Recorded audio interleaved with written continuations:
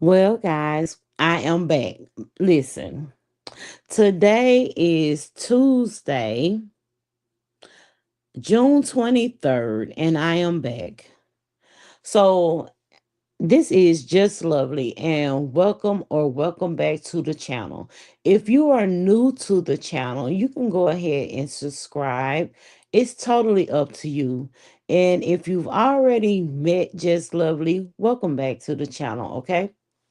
So I don't know if you all know about love language. Let's see what the definition of love language actually is. Because for me, I know my love language is totally wrong. They say there are five love language examples. Okay. So let's see what five they're speaking of. Get away. I don't need that. So it says the five love languages are explained. So let's see if what I call my love language is actually on the list. So they say that the five love languages are words of affirmation. Now, I'm going to put that one to the side. And it says these are verbal expressions of care and affection. Thank thank you for putting your kids to bed, or you look really nice today. Typically, the less, you know, and the more specific of the words. So I can actually relate to that because I think that what I call my love language can fit under this. It can fit on that. They say gifts. That's nice, but no, it's something else for me. Acts of service, quality time, and physical touch. So those are the five love languages. Hey, I see you up in the clouds. We're just talking and having fun. So today I wanted to talk about my love language. So the very first one on the list for five different love languages is words of affirmation. Okay. When people ask me what is my love language, I always say music. Music is my love language. And that's subjective, okay? For some reason, when I listen to music and some of the words that come from music, that actually speaks to my soul and my heart. So today I came and said, let's have some fun. So if you are a interactive person, if you don't mind, please drop down in the chat so that we could talk about music today. Music. And we're going to go back to 1988. Now, 1988 was, damn, 1988. 1988, I was in eighth grade. And music had became very a part of my life. What's up, Andrea? Music, Andrea, what I'm looking for is I'm looking for you to, because what the list is about to give is very subjective. And if you was a 1988 baby, or you know about the 1988, then I'm sure if you go back and look at 1988, I'm sure that you have some songs that you was like, what in the hell made them even give the green light on this song being pushed out to the public, or why is this song out there, because it really speaks to me. This is one of my favorite songs, and today we're only talking about R&B. I'm sure that we could do another list for rap, but today we're specifically talking about R&B, because in the beginning of the video I mentioned that you have your five love languages. And the first one on the list was words of affirmation. Okay. So I feel like under that, it says that these are verbal expressions of care and affection. And it could just simply be thanks for putting the kids to bed, or you really look nice today. And I was saying that these five love languages don't really speak to me, but in a sense, I kind of lied because words of affirmation could be turned into music. And I've always, you love my music. I've always said that music really speaks to me. It really tells me what type of R&B music a person plays and if they really care, okay? Now, I'm gonna tell you my very top song would be, and it's not from 1988, unfortunately, but the very top song would be Al Green's Simply Beautiful. If you listen to the lyrics of that particular song, okay, you said I meant to say yes, I love music too. So if you listen to the words of Simply Beautiful, the things that Al Green is actually saying could be a definition of words of affirmation. He's actually taking the time out to point out things that he felt about the person as being just simply beautiful. Okay. So I did a little search today and I was like, what are the worst and the best songs of 1988? And for some reason, I have to agree with these songs. Okay. The number one song on the list was Can You Stand the Rain? Can You Stand the Rain?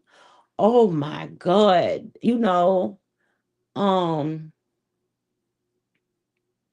and based off of the songs of 1988, me being in the eighth grade and today, do these songs still make me be like, ugh, or ooh? Yes, one of mine too.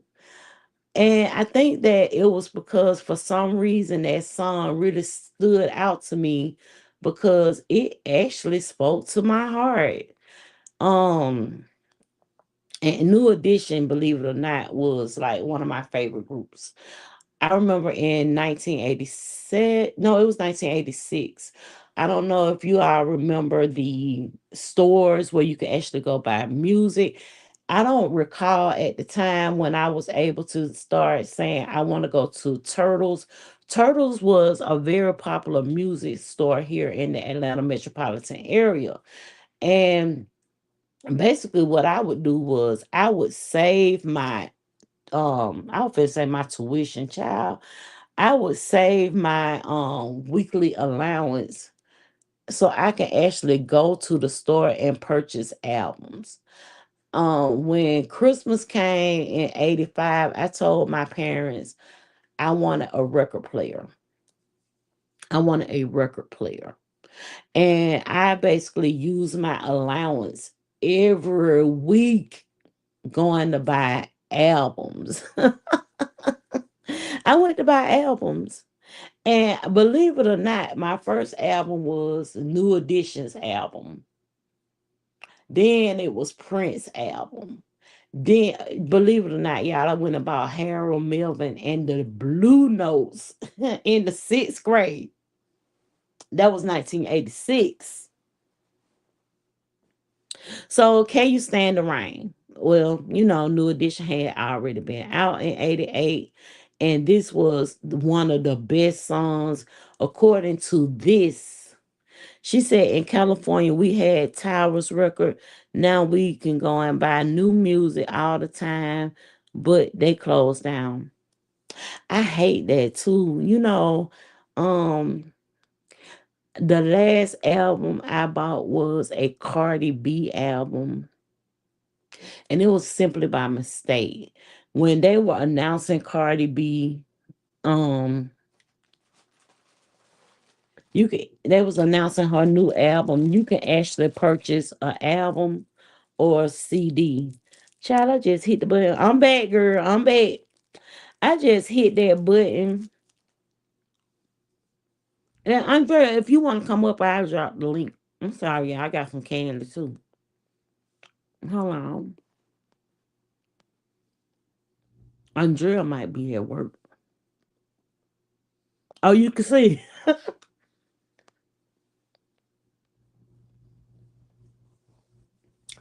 Yeah, I said I'm gonna start smoking because let me throw this out. My throat be irritated. It's like I be screaming all the time. And I ain't even Pizarro, child. I don't be over here screaming. But back to what I was saying. Can You Stand the Rain? Okay. That was one of the top songs in 1986, listed as best. Cause I didn't look at the charts. I just went and typed in what are some of the best songs in 1988? What are some of the worst songs in 1988? And it's just talking about the nostalgia, ringing definite defining anthems, or it's talking about diverse or cheesy novelty tracks. And we're gonna get into that. Okay. So it says that Can We Stand the Rain by New Edition, widely recognized as a masterpiece of the 80s R&B. And this track features lush harmonies and a definitely slow jam. It was considered a slow jam. Could you imagine? Oh, now that's the harmony of it all. Baby, they harmonized they ass off on that song. Okay.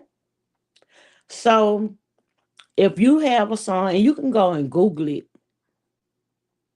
you can go Google, like tell them to give you a list of R&B songs and put your top three in the chat.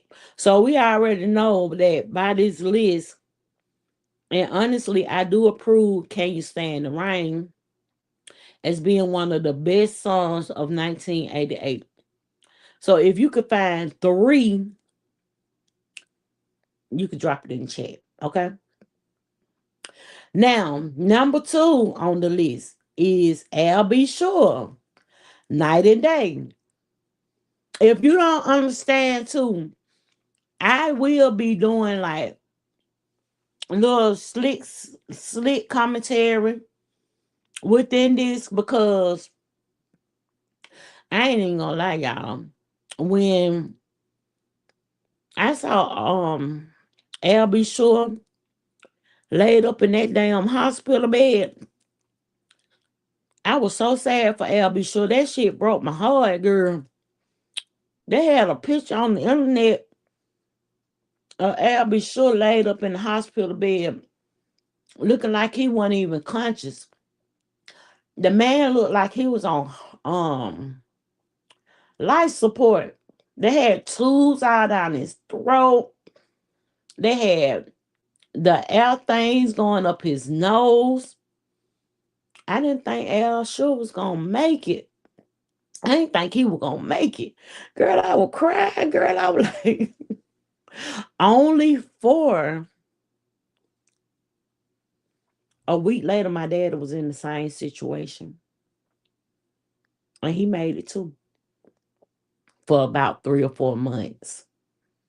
So they say it's a sultry, hypnotic track that defies the New Jack Swing. Y'all remember the New Jack Swing? I remember that. This is 1988, y'all. Now, Al, be sure, I could have definitely been your lady. And I don't know why I was so surprised when I saw him and Lou Nell. They were tongue kissing, child. Him and Lou Nell. I said, hold on, what the fuck? Al, sure supposed to be my man. Anyway, and I see they still going strong. Y'all know, Lunel is a comedian. When I seen the video where they were actually together on the video, and basically they were sharing to the people that they were in love with one another. So I had said to myself, shit, music must be Lunel love language too. And it made her rush to Al B. Sure's bedside while he was in the hospital to support him while he was going through what he was going through. Al B. Sure said that there was a lot of people that had rushed to his bedside when he was in the condition that I just explained to y'all. But the person that actually stood out was Lunel. All right, Sonya. The person that stood out to him was Lunel. He said that Lunel played an intricate part of him healing during that time. And baby, they be all on the internet kissing and hugging and loving on one another. Okay. Number 3 is my prerogative. Now listen, did I feel some kind of way because Bobby Brown had stepped out on his own outside of New Edition and did his own thing? Hell no, because everybody was so in love with Ralph Tresvant back in the day. I told y'all that was my first album that I purchased with my own money. That ain't to say that I didn't steal my mama Teddy Pendergrass. I've been so many places. Whoa, baby, that was the music. You hear me? My greatest and latest inspiration. Oh my God, Teddy. Teddy, Teddy, Teddy. Now, that, like I said, that don't say that I ain't sneak a few of their albums in my room and put it in my collection. Cause I had some Al B. Sure, some I mean not Al B. Sure, child. I had some damn Teddy. I had some psychedelic albums my parents had. I had oh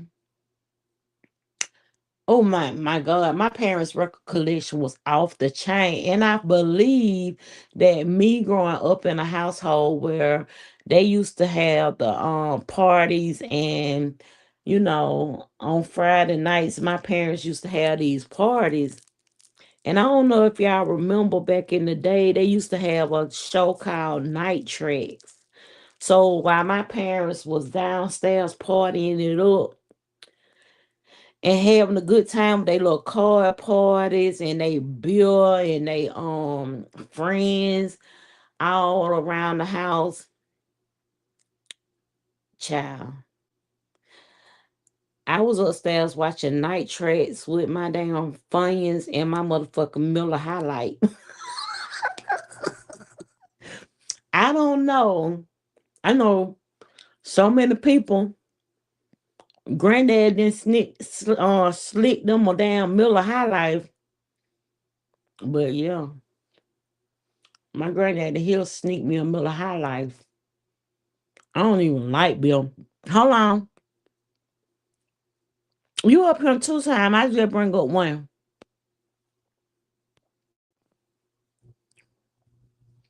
Oh Lord, let me plug y'all up.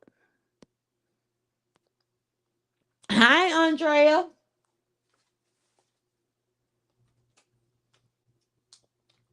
Is this the right one?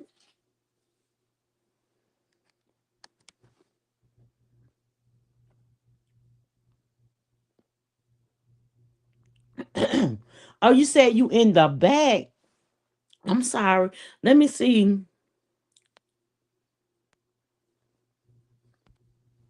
Say something, Andrea. Unmute yourself so I can drop the one that ain't the one. Andrea. Okay, y'all. While Andrea doing that, let me go. Okay. Damn, she dropped the cell. Can y'all still hear me? Cause I heard people complaining when the people dropped their cell. Put a one in the chat if you can hear me, Sonya.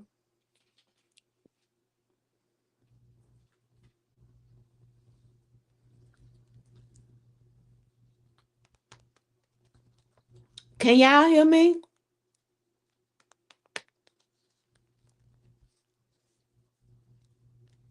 Oh Lord. I see my little thing moving.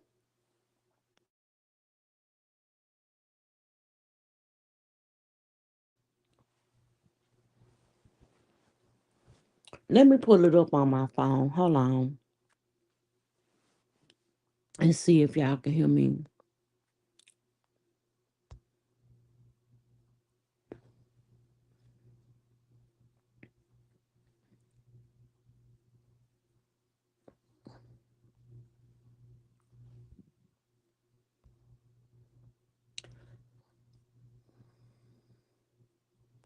Child, they just not telling me about moder.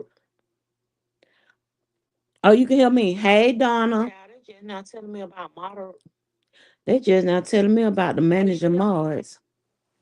All right, I put her on mute because child, I don't need all that. Okay, so what I was saying was, so Donna, we talking about the best songs and the worst songs from. Okay, you put a one in the chat. The worst and the best songs from 1988. Okay. Damn, why they just brought up Peebo Bryson? I just got a notification about Peebo Bryson. So, hmm, so the third song was actually Bobby Brown. And what I was saying was about Bobby Brown was yes, Bobby Brown was one of my favorites because Bobby Brown he stepped away from New Edition and he created his own. Now, the only thing I could do and when that pop up in my brain is to remember that goddamn video and that motherfucking suit Bobby Brown had on. But I have to remember it was the 80s. And then I say to myself, okay, yeah, that child, that was your prerogative to wear that bullshit you had on, child. That was your prerogative. Mm, mm, mm. Now, also in 1988, one of my other records that I went out and purchased was Michael Jackson, child. The Way You Make Me Feel, and that one, they had Man in the Mirror. It had a part of me on that, another part of me on that motherfucker. Baby, when I tell you back then, I was a real Michael Jackson fan. Yes, The Way You Make Me Feel. I was a real diehard Michael Jackson fan. In 1988 gave me George Michael. 1988 gave me George Michael. Now, back then, I didn't realize that that man was British. I didn't realize that man was British. I did.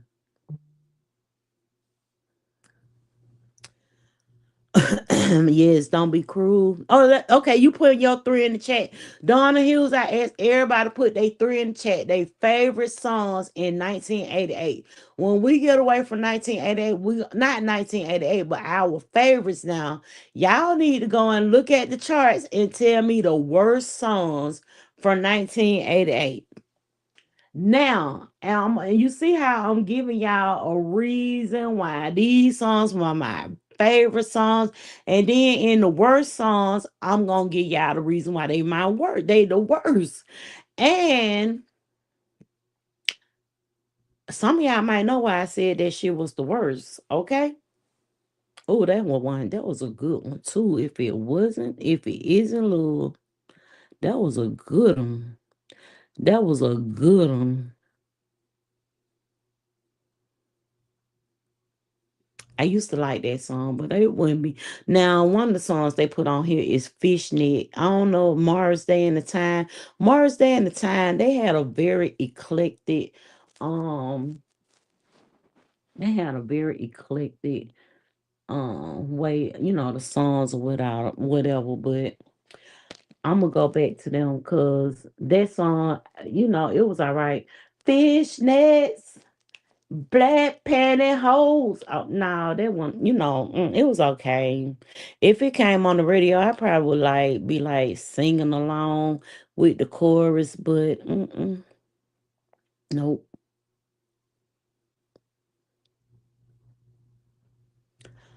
All right.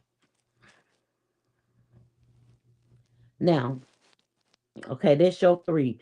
You gave me um the way you make me feel, don't be cruel, and if it isn't love. Okay, I agree. Those were some good songs. So I just gave y'all my three. So let me give y'all the worst songs. To me, these are subjective. You may like these songs, but I'm gonna say the worst one for last. Okay,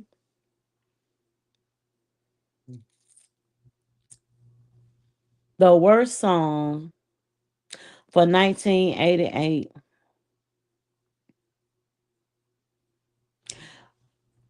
This ain't no bad song, but it didn't apply to me in 1988. Baby, I was in the eighth grade. I ain't want to hear nothing but some goddamn Michael Jackson, Keith Sweat, and New Edition. Yeah.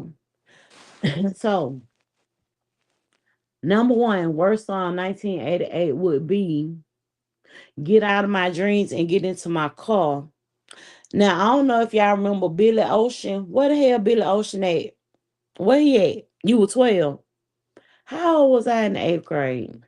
I just know the eighth grade because every year that I went to school was that actual year. So if we want to look at the kindergarten, I was in it was 1980. If we want to say what year was it when you was in first grade, it was 1981. For some reason, that's just how it went for me. I don't know. How old was I in 1988? Let me do a little math here. Let me do a little math. Okay. 1988. I already done had a birthday this year, so I'm gonna do it like this. What the fuck?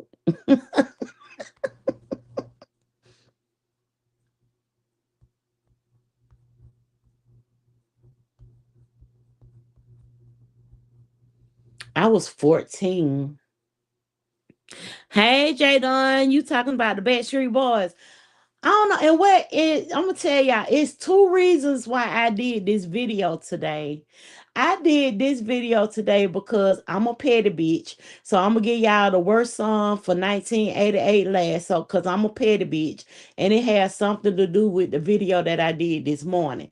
And also, I just seen a video with I just seen a video with John B. John B, baby. If you want to talk about some music, John B, it is. We're gonna talk about that.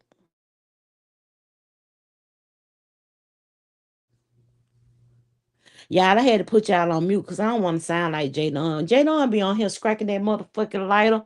Let me do it. I use beats. I don't use them torches, okay? Sound like you got down line up a damn crack. Back in the 80s, it was crack time too. So you be seeing people. I didn't understand crack at that time. I used to think that them people were aliens. I used to think those people was the walking wounded. I still think they the walking wounded today because if you see all these people around you, Jadon, I'm gonna drop the link in case you want to come up here and be a guest. No, Jadon at work. But Andrea had hit the link. I just wasn't paying no damn attention to the screen. Now, if you see this, my whole okay, wait a minute. I'm getting off track. Y'all know the ADHD mind is it's a special thing. Okay, so we're gonna go ahead and start. We did number one. Number one was "Get Out of My Dreams and Get Into My Car" by Billy Ocean. I used to just be like, okay, that's a catchy tune, but I don't really care for that song. Now, number two would be Johnny Kemp because I never in 1988 I didn't got down be looking for no. Oh hey, my sister. Hey, Francis, my sister. I didn't understand the concept of just got paid Friday night. I ain't understand that concept because I wasn't getting paid by a motherfucker. You know what? I was getting an allowance. That's what I told y'all. I was actually getting an allowance because that's how I used to buy all them albums. I used to buy all them down albums back then. So shit, I should have been excited about, but I wasn't excited because I wasn't going nowhere Friday night. What is this? But I need to put a poll up in there. Okay, but the worst song of 1988 was a song called Thanks for My Child. That was the worst song of 1988. The worst song for 1988 was called Thanks for My Child. And it was a song by Cheryl Pepsi Riley. Now, if you don't know, she did a whole lot of songs with Tyler Perry. And the reason why I say she said I went to the bank with my dad to get my allowance. Okay. I ain't go to the bank with the man. The man just brought the money home to me. But Cheryl Pepsi Riley, I felt like Cheryl Pepsi Riley made it a damn trend for single motherhood. Single motherhood. You made it a trend for motherfuckers to think it was okay to be a single parent. If y'all don't know the song goes like this. It says, Thanks for my child. I'm really thanking you, the man above. Thanks for my child. It start out like, you came into my life. You just made everything right. And even though my man has left me behind, I don't regret a thing of having you. Thanks for my child. Oh, that was fucked up right now. I'm really thanking you, the man above. Thanks for my child. Baby, when I tell you that was the goddamn baby and mama anthem, that made hoes feel like it was okay to be a baby mama. I ain't lying. I am not lying. The response that song got from baby mamas was outrageous. A lot of people ask me, well, girl, why you ain't got no children? And I ain't want to be no motherfucking baby mama. Watch when she sang. She tore it up. Now I ain't gonna even lie, baby. Cheryl got a nice voice. I need to go. Why? Let me go look at Paulo. Hold on, let me see. Cause I don't know if you saying she tore it up for good or for bad. Cause it could be one of the two. It can be one of the two. It could be. tore it up. She tore that motherfucker up. And baby, she should have got down, just got, they should have brought the king out to snatch her ass off the stage. I mean, it could be one of the two. Or she tore it up because, baby, them harmonizing vocals was on point.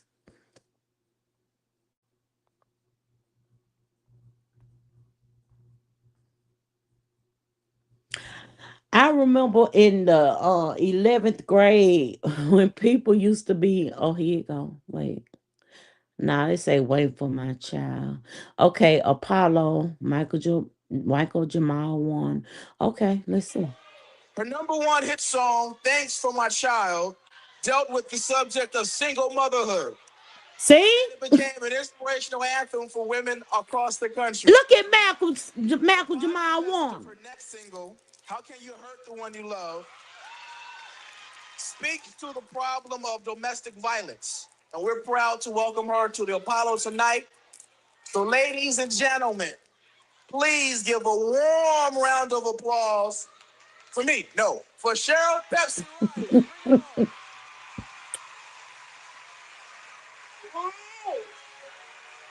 This is a song for victims of domestic violence. This is a song. Sonia, why I just felt the same way, girl. I can't believe Malcolm gone. Malcolm is gone. I'm sorry. For children who suffer child physical abuse from you. Stay on. You will have me no more. Oh, she's singing that domestic violence song. Listen, I cannot relate. And then so Malcolm just told y'all about the single motherhood, the anthem of single mothers. Reagan, you fucked everything up. Reagan fucked up everything. Reagan made it like, okay, bitch, you want this motherfucking money. You want these food stamps. You got to get rid of that nigga. You need to put that nigga out your house. Cause we ain't getting no food stamp. Cause you letting your baby daddy live with you. I think that fucked up the whole. I think that fucked up the damn household. That fucked up the household. And then when she came out here with this song, it just gave them the idea. You know, one thing it is that it's one thing that people who push the initiative of you better not have no child. Now listen, my family used to be like, girl, you better not get pregnant because you ain't getting no Christmas gifts. You ain't getting shit. Everything go to your child. Call me selfish, bitch. Call me selfish. But that was one of the points to why I didn't want to be a teenage parent. That was one of the points to why I didn't want to be a single parent. And then another thing was me watching my girlfriends think it was so cute to be pregnant as a teenager. And then for them niggas, them motherfucking baby daddies say, they ain't my child. They ain't my child. Baby, I was like, ain't no way in the hell. I don't gave up this good cootie cat. And you say they ain't your baby. Nigga, please.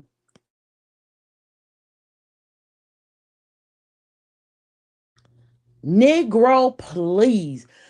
A lot of people ask me, do you not have any children because you selfish? Yup. Yup. See what you want, but yep, I ain't got no children because I'm selfish as fuck. I'm selfish as hell. I think I would be a horrible parent. A horrible parent. And I be seeing these type of parents on, especially on TikTok. I be seeing these type of parents. I be seeing the parents in the background. It be so dirty and cluttered, and then they might fix their food. Oh, here, come and see me fix my children and my plate, girl.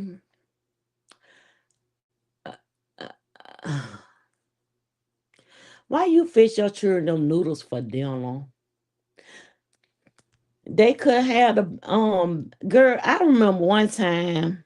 I'm a good auntie, honey. They be calling me big and like a motherfucker. I be like, God damn. And then I have the right to tell them I ain't got it. Like yesterday, I got the day before yesterday, I got a call about $25, and I was like, I ain't got it. I'm get my hair done tomorrow. I ain't got it. I'm get my hair done tomorrow. I don't have it. I'm sorry, I ain't got it. I don't have it. It was this girl, she went to school with me, and she used to be like, when my mama cooked dinner for my daddy, we can't eat until he eat. In my house, and when I was growing up in my house, didn't nobody eat until the children ate. And it is what it is.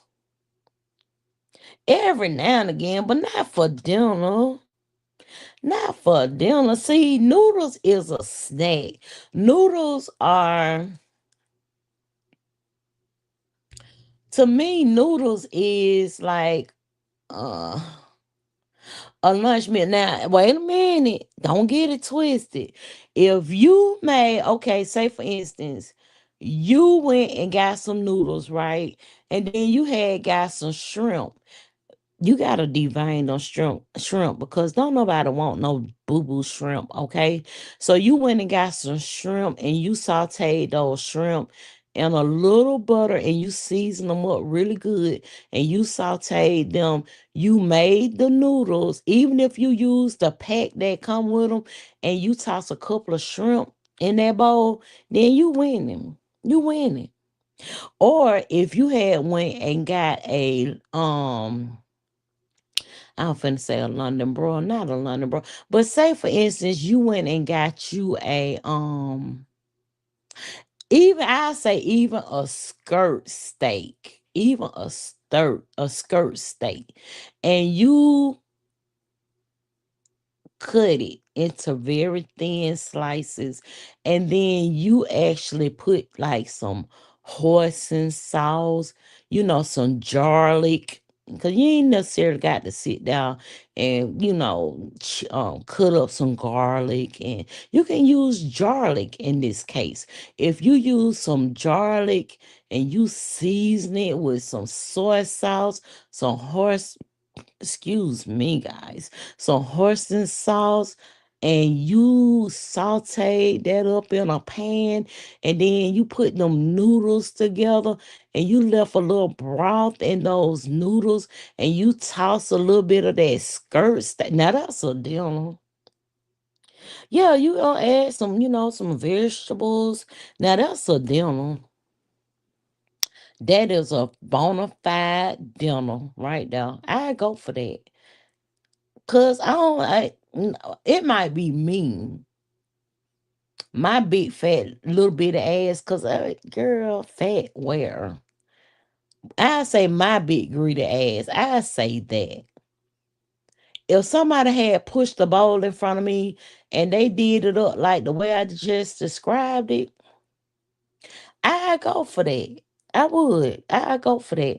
Yeah, I mean you could even do a can. You could do a can corn. You could do that. You can even buy one of those frozen vegetables, with the carrots, a little onion, some peas. You could even do those vegetables. You could saute that in with the meat or the protein, and you can I love you and thank you for it after I eat it. I would. I'd say, oh my God, thank you so much for this meal. You got down with these noodles. With these noodles. You got down with these noodles. I appreciate you so much. You took the time out to do these noodles right. But them ain't the parents that I'm talking about I see over there on the TikTok. On the TikTok, they will actually either do the noodle packets or they'll do the little cup of noodles. The cup of noodles that be having them freeze dried shrimps in them. Cause the reason why I know they be having freeze dried shrimp, peas and corn and all that in because I eat them. When I be working every day, I might on my little break, I might just go in there, boil me a little water, open up the cup, pour the water to the line, put some heavy on the top, and then I eat that for my because I'm trying to be, comfortable while I'm working. And the reason why I be coming live on Mondays and Tuesdays talking shit because I'm off on Mondays and Tuesdays. This is the most time I have to dedicate over here. And the shit, don't nobody be over here anyway. Shit. A lot of times I be in this bitch talking to myself. But it be all right. It allows me to let off steam.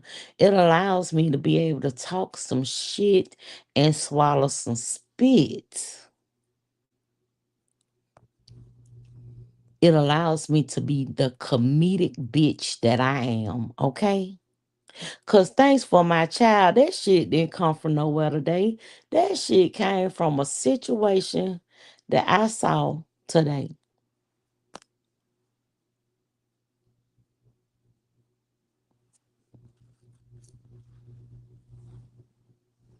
Yeah, a snack. I might eat me a cup of noodles and then when I go back to my desk, I might have me like y'all wanna know what the best thing you can do? Get you a cup of pomegranate seeds, right? And some Greek yogurt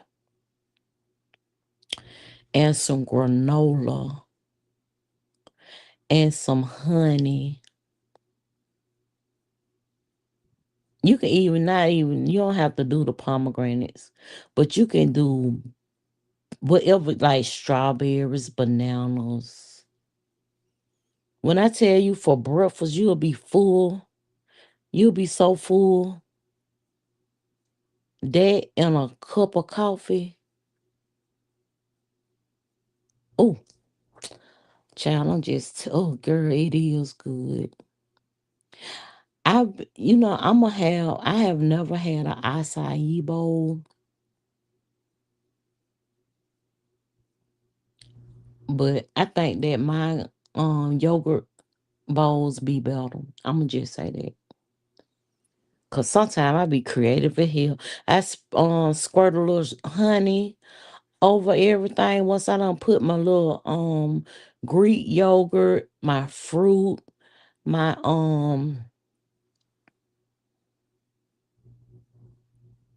yeah, I put me a little Greek yogurt, and then for my fiber, I use that granola. I get me a bag of granola every week. Let me tell y'all what my greedy ass did. I had ran out of honey, but I had some white chocolate syrup, not syrup, but yeah, syrup. I had me some white Ghirardelli. I had me some Ghirardelli white chocolate syrup. Is it a syrup or is it a sauce? It's a sauce. And baby, I put that motherfucking Greek yogurt Sometimes I get it flavored vanilla, but I put that on now. I put me some damn granola and I put me some bananas and that damn Ghirardelli white chocolate sauce over the top of it. I don't stir it around either. I be want everything to be the way that I designed it. So when I take a spoonful, I could taste everything. I can actually determine if this part had a banana in it. hmm They be looking good, Sonya. Them acai bowls be looking really good. I'm gonna probably look up and see a recipe, and I probably make that. I don't think it's too much different. I just think it's really cold. I don't know. I gotta figure it out. I think that is minus the granola.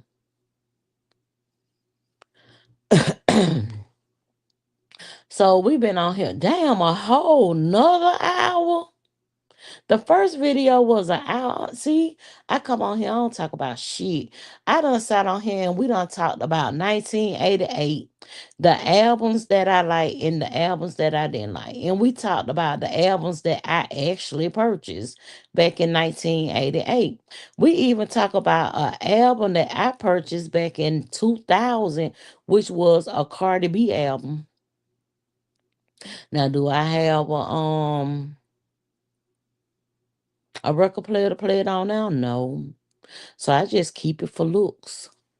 Oh, wait a minute. I got one more thing to talk about. Okay. Did we finish the songs? Yeah, I told you Thanks for My Child was the worst song in 1988. Now, I'm gonna go back to 1976 when I was talking about how my parents used to have like on Friday nights, Johnny Kemp say he just got paid. So I believe they motherfucking asses just got paid too, because on Friday night, our house was the place to go.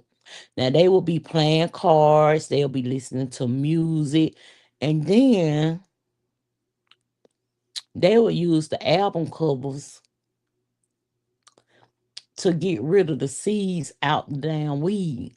And the weed used to come in this little yellow envelope, depending on how much you got. So they'll be using the album cover to separate the seeds out the weed. What's going on? They will use the album cover to separate the seeds out the weed. And they were so goddamn my mother was so bougie with her weed.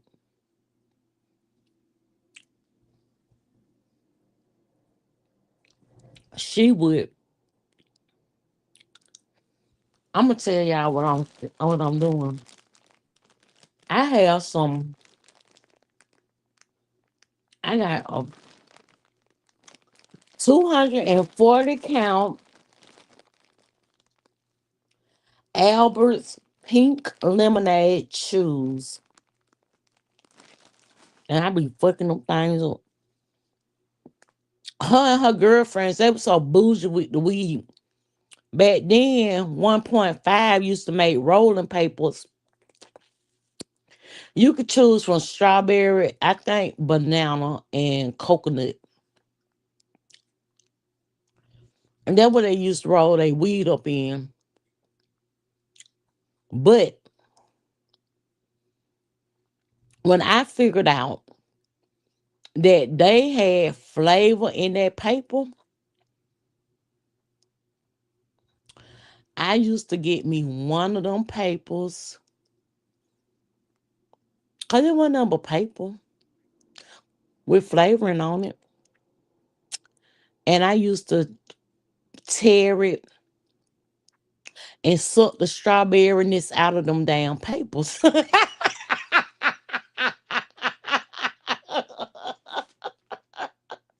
Woo!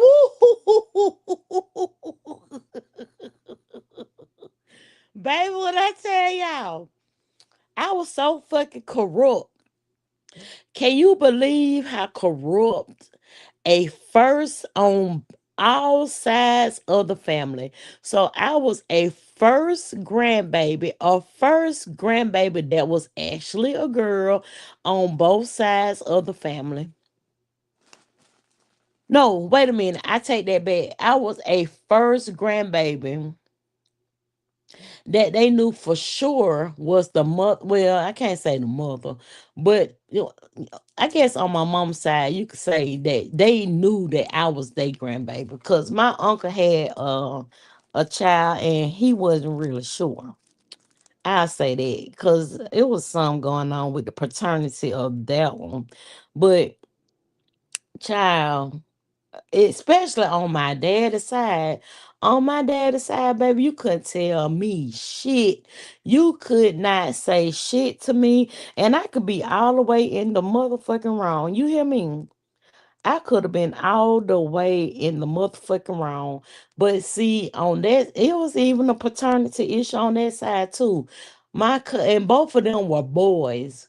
But could you imagine be the very first girl on both sides of the family, and then my dad's side of the family, they were just so happy to have a little girl. I don't know for what, because I was a motherfucker. Then and I think the reason why it was so much attention on me because on both sides, it was actually a male child that had a child. And you know how it is when your baby mama don't, the bitch be tripping. She don't want the child to come around. And you probably done told that bitch, I don't think that my child in the motherfucking way, bitch. And then you know how hoes they play games. They ain't gonna let the child come around. They gonna be like, well, motherfucker, you wanna talk that shit? I ain't got to bring my motherfucking child over your mammy house. But my mama knows. My mama and dad were married. I think I was the reason why the motherfuckers had got married because when I look at they marriage license, they got married in August of 73. If you count August of 73 to April of 74, what that give you? What the fuck do that give you? So they were married. They had me. And for some reason, my dad was so motherfucking proud of his baby girl. He was so proud. And him and his dad it was proud.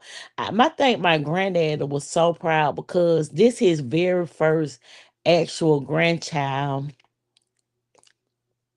that was actually, like I said, the other one, and I love him so much. He had died like in 91. But I'm gonna tell y'all, for a long time, his mother did not allow him to come to my grandmother's house. And so it was a really bad connection. Now, even though me and him went to the same high school together, we didn't go to the same elementary school together because elementary schools in the neighborhoods, it's based off neighborhoods. We didn't live far from one another. We lived in the same area where we could all go to the same high school. It was just that we didn't stay in the same neighborhood with elementary.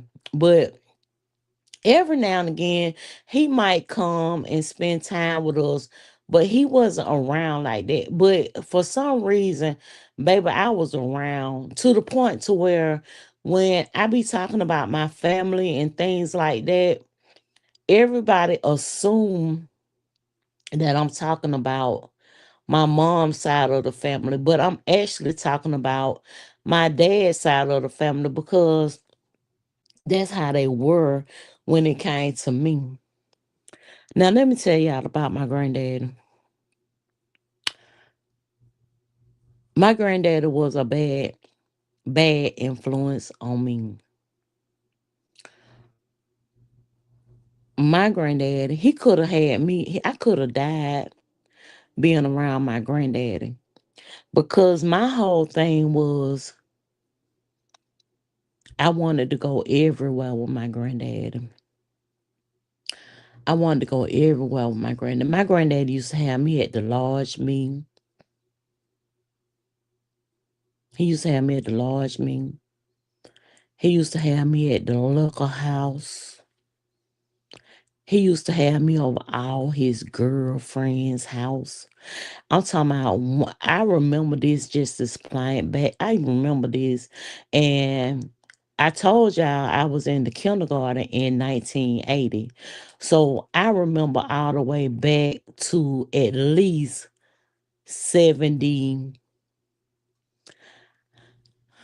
I have very vivid memories of 76, 77. But this man, I remember back then he had a girlfriend that had a yard full of sunflowers to the point where these sunflowers used to be so tall in her front yard.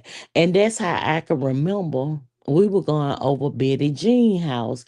Betty Jean had the sunflowers. Betty Jean, I think that Betty Jean was she was a side chick for sure. But Betty Jean gave me it's what's her name, Esther and the polygamist. Betty Jean gave me that because anything my granddaddy wanted to do, he could do it. She had already knew her role in his life, and she decided that she was gonna put up with it. Okay, Betty Jean, that's your business. Betty Jean was so sweet to me. And I remember this. I don't remember the lady name, but I remember where the lady stayed. Betty. Ooh, you say you got a cousin with that name. I don't remember the lady name, but I remember the lady stayed in what they call College Park projects. Now, in Atlanta, they have all these projects. Some still around, but the ones for Fulton, Atlanta, they not around no more. But the College Park projects, they still up and standing. And the lady had a liquor house. But the thing was my granddaddy would not let me go in. Everybody would come out and see me. They would come outside and say, "Oh, she done got so big. She's so pretty." And my granddaddy just will be outside. But everybody come because he didn't want me. He'd be like, I ain't taking my grandbaby up in there with them niggas, with them motherfucking niggas. But the reason why I'm telling y'all this because I was a corrupt child, especially when it came to my granddaddy. My granddad used to say, "Here, girl, come here, let me give you this." And um he'll give me a Miller High Light. He'll give me a Miller High Light. My thing was a Miller High Light and some Funyuns. He'll give me a Miller High Light and some Funyuns. On them Friday nights that I was talking about earlier, my granddad would come. He'll give me a Miller High Light and some Funyuns, and he'll say, "Now go on upstairs and look at your night tracks. Go look at your night tracks. You don't need to be down here. These some grown people." Now, of course, when they used to be like, "Oh, girl, them flames is the jam." But of course, when they want you to dance, because I don't know no child that they didn't want you to dance. And that's why I tell y'all with this video, music is my love language. Music has been an influence. Because ain't no way in the hell you supposed to be 4 years old and saying Brick House was your favorite song. Mm-mm. You shouldn't be able to say Brick House was your favorite song.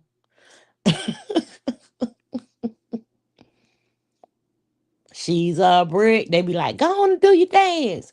Do your dance, baby. Was I being damn.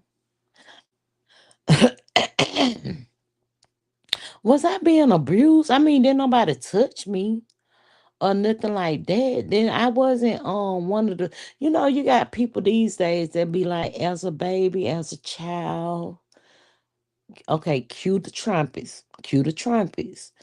But as a child, I was essay. Now, if y'all be a part of TikTok, you'll see a lot of these videos where people talk about their childhood traumas and things like that. Now, I'm not, disregarding childhood trauma or anything. I can't relate. I can't relate. Now, I know, now I don't like Bill. I hate Bill. I can't stand Bill with a passion. She said, now I don't like Bill. I would get a sip if the bill was left on the table. Look, my mama don't used to be like, don't be getting my baby no bill. And my granddad used to be like, okay, I ain't gonna get her no bill, but y'all know the bill killed the worm. Baby, I was like, oh, I got worms? Yeah, me too. I got worms? Lord have mercy, I don't want no worms. And he'll just be like, him, baby, just go on upstairs. Look at your night track. Look at your, yeah, go on up there. Look at your light. You ain't got to let them know that I gave you a bill. Just go on up there and look at your little movie, little show. But damn, the influence of it all. You gonna sit here and let a little bit of motherfucker like me drink a bill? Oh my God. Mm-mm-mm. But I think there's a totally different. And watch, if a motherfucker that don't like me in the beef shelter, if they come over here and hear me saying this, they will actually put stuff, put the bad things on me. They'll say, oh, when she was a child, she was being abused. Bitch, if I have memories of all this back then, I should know if anything ever happened to me. No. It's just me being a little spoiled ass child. Me being spoiled. Me being able to manipulate situations. That's all it's about. And I'll be honest, manipulation tactics has got me so far in life. Got me so far in life. Now, do I feel bad after I done manipulated somebody to do what I want them to do? Hell yeah, I be feeling bad. But when you say, I'm sorry, oh, I said I was going to take that out my repertoire. 'Cause ain't no motherfucking thing sorry about me.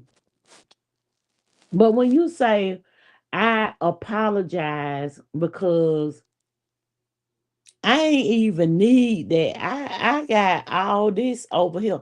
Let me tell y'all what I do. I will look at my bank account. I look at my bank account. If I got if I got enough money in my bank account to order what I want to order, I reach out to my man and be like, babe. I don't be doing all that fucking whining. But I will tell him, like one day, she said, I guess them too, the way they beg for money. Look, I'm a beggar, but in real life. I'm a beggar, but in real life. Now listen, I'm gonna tell y'all something that happened. maybe like it probably been like 4 weeks ago. Now, my man gave me some money. My man gave me some money, but he just gave it to me. I don't know why he gave me the damn money. But that Friday when I got off work, I went and got my nails done. And by the time I went and got my nails done, that money was gone. I had already spent the money. But what I said to him was, thank you, baby, for the pedicure and the manicure. And he was like, oh man, send me a Zelle request. And I was so confused because I was like, send you a Zelle request for what? You just said you thanking me for getting your nails done. How much was it? Oh, send me a Zelle request. And I was like, no, you gave me the money. You remember you gave me the money on Monday? That I used that to get my nails done. And he was like, just send me a request. I'm gonna send the money back to you because you just spent the money. I was like, no, I'm just telling you that the money you gave me Monday, I used it today at the nail shop. He still wanted to send the motherfucking money. I'm like, what the fuck is wrong with his ass? What the fuck is wrong with this man? Y'all, this man be getting upset with me if I push the buggy at the grocery store, if I open the car door, if oh God. And I appreciate it. I really do. I appreciate it. We went to the grocery store and the man who was parked next to us, I'm trying to help put the grocery in the car. He said, man, if you don't get your motherfucking ass in that goddamn car, I know some.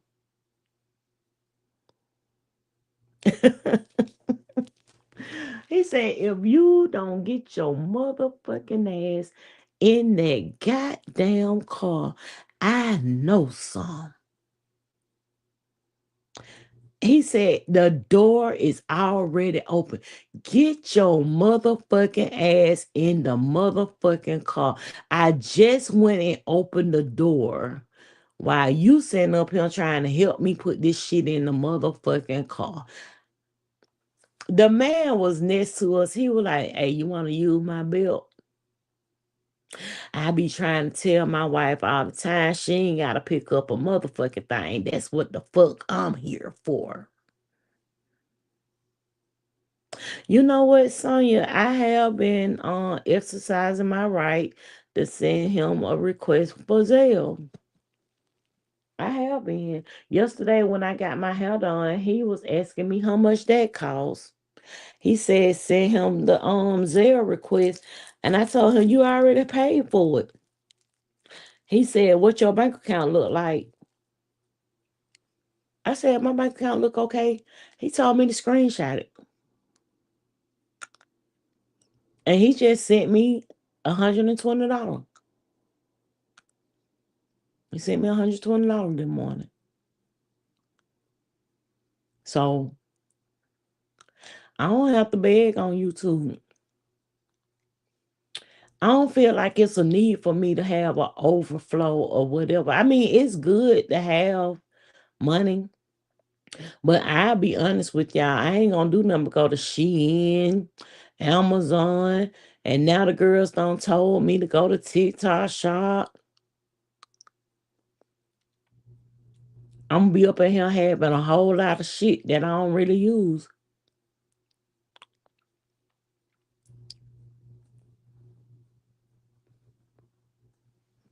I ain't got no money. Everybody say that. I ain't got no room for it. He keeps saying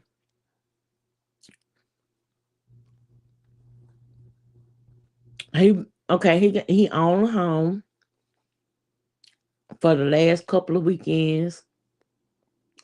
He been clearing out one of the rooms to make it an office and to make it a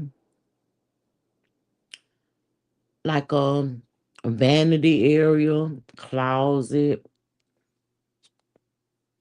Mm, I ain't mad at him.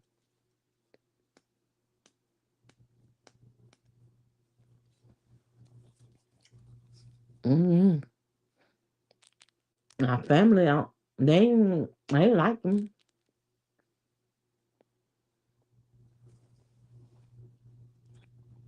The whole thing with my family when it comes to him is that he's really good.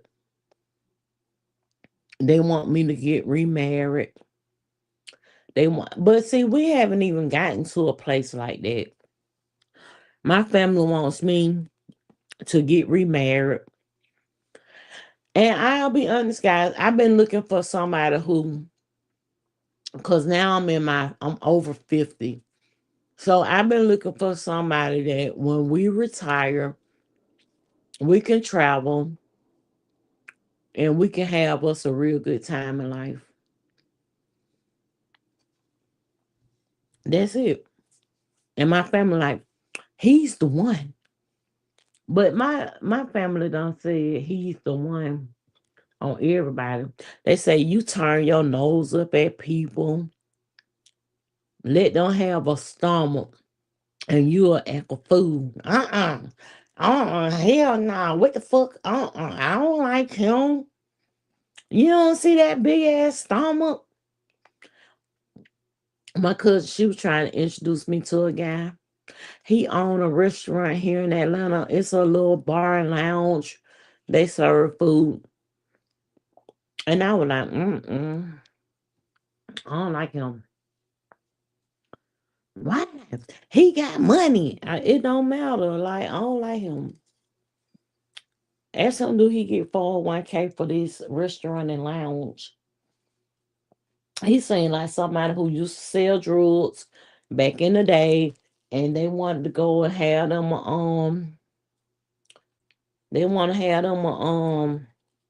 a legit life, and they went and got a restaurant lounge. I be the bitch that would be like Joanne and put his ass on goddamn some life insurance, and his family be mad at him, motherfucker. He'll be paying the life insurance every motherfucking month and wouldn't even know it. At least I buried your ass, cause you ain't got no 401, no kind of insurance. Shit, your family got all this motherfucking.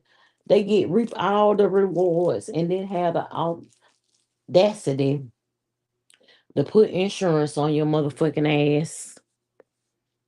You right about this person right here. I'm gonna tell you, this person right here. I have been knowing them for quite some time. I say since like the 2000s, and I'll say when I'll say like in I'm talking about the early 2000s, like around 2001, two something like that. But they came to me one day in 2018, something like that. And they were like, I seriously want to date you. And I was like, They were like, I'm serious. I seriously want to go out and take you on some dates and stuff like that. But I used to be so fucking mean.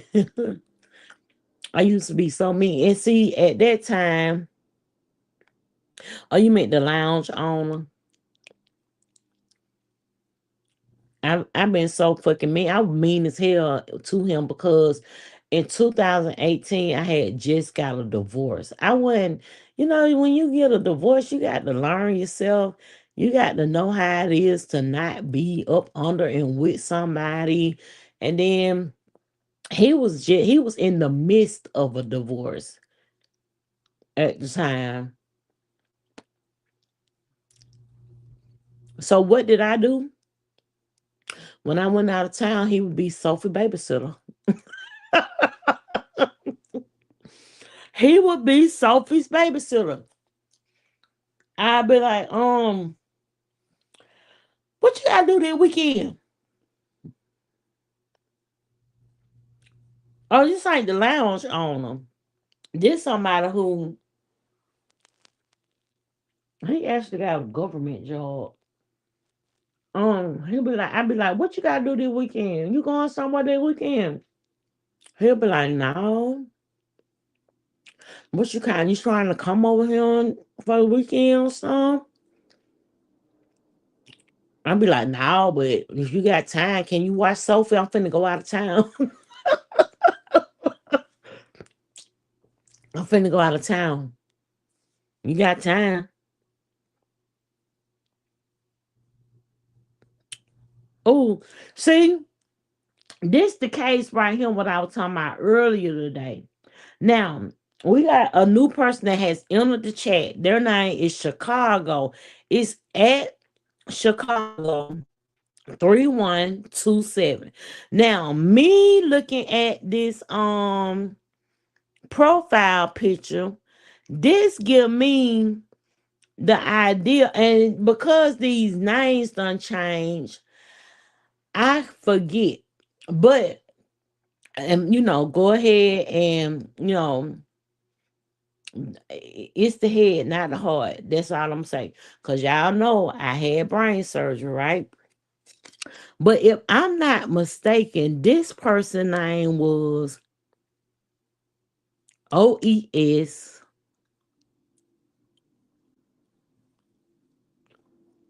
I can't even remember. I remember OES was in the name though. I remember that. I do. Oh, okay. Upper room. I like your picture though. I do. I think I really know who it is now.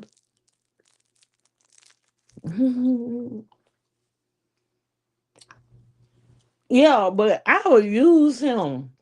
I would use the hell out that man. I would be like, I need you to keep Sophie. When I come back from out of town, baby, Sophie done been the pet smart, done got groomed. She got new baby toys, outfits, everything. I know who that is. Even by the name, I know who this person is. It's the name. I know what they. I'm gonna tell you something in the chat, and I'm gonna tell you that I know who this is.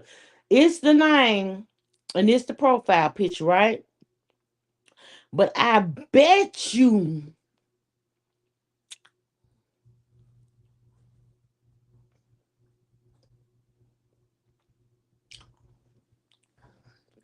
it was something like that. You right, but I bet you had to put that damn TV box up.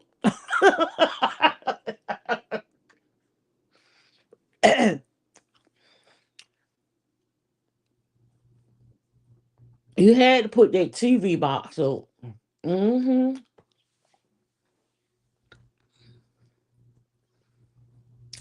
I'm telling you, dude. I got cussed out today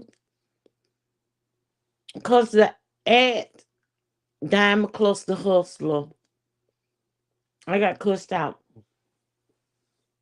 I was using you as an example because before Google changed it to our Google names,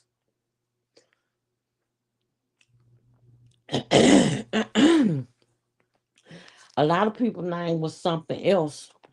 I'll just say that. I'll just say that. Because before Google had gave me at Diamond Cluster Hustler, I can drop down anybody chat and they'll be like, oh, hey, just lovely. Hi, just lovely. Now when I drop down and people chat, they be like, Diamond Cluster Hustler. Mm, I don't know who that is. Then you get accused of being a troll.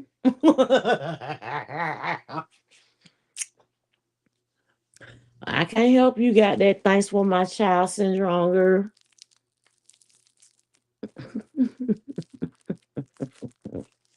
Yeah, I'm finna start eating these goddamn chews cause they good to the motherfucker. I'ma tell you that. The girl who had came and did my hair, I ain't never met that lady a day of my life. And I know we are, especially with that damn them 5 points. I had never met that girl a day of my life. But when she had some familiarity to me. Now, I know a lot of people don't know about Atlanta, but you know, I still have people in my family right now today. They stay okay, Chicago. You don't have some ties to Atlanta, right? So you don't have ties to Atlanta. Okay, check this out. So if you live in Atlanta, you understand the metropolitan Atlanta area, and then you understand like some of the surrounding areas. So I would say, depending on if you go in the, I don't know what area you were in because you're no longer here, but depending on I'm gonna give you 4 corners because we got 20 east west and then we got 75 and 85 north and south. So I'm gonna give you these areas, right? So if you're familiar with 20 east, if you go beyond I'm gonna say beyond Stonecrest, because if you go beyond Stonecrest, I wouldn't really. Girl, I know. I know, girl, don't. But I'm finna explain something to you. I know already who it was. I'm gonna tell you how I knew who it was, cause okay.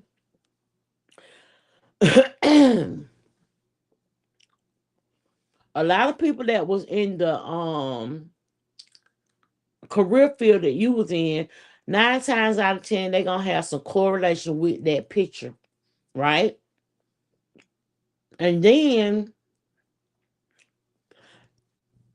I see the name. Okay, so you lived in Augusta area, so that's 20 East. So you would be outside of the Atlanta metropolitan area, right? So if you say, okay, so for my family on both sides, daddy and mama, they sent their families were from 85 South, right? So you have your Union City, Fairburn, Palmetto, you have Fayetteville, Peachtree City, Noonan, that's the far you going. It's Noonan, Madrix, and stuff like that. That's where them people from. So, based off of that information, the girl who came and braided my hair yesterday, her I told you I need to leave these motherfuckers choose alone. Her caller ID gave me Noonan. So when she came in, I looked at her and I was like, "You look familiar." I never met this girl a day in my life, but when you keep coming further north, of because you 85 south, so when you keep going coming further north, closer to the Atlanta metropolitan area, because I know this surrounding these areas or whatever, I sat there in the chair while she was braiding my hair, and I was like, I'm gonna just give y'all a name. I'm not gonna give a name. I was like, "Are you related to some Browns?" And she was like, "Yeah, I'm related to some Browns." And I'm talking about, I said, I'm talking about they stayed around the Fairburn, Union City. If you bring it on a little bit north, Red Oak, they stayed around in them areas. That girl was like, "How the fuck you know?" And then y'all remember I told y'all my man, okay, I ain't tell y'all this, but my man introduced me to this lady. The lady was like, "Did he tell you?" No. I can look at your features. I can look at your features. I can see.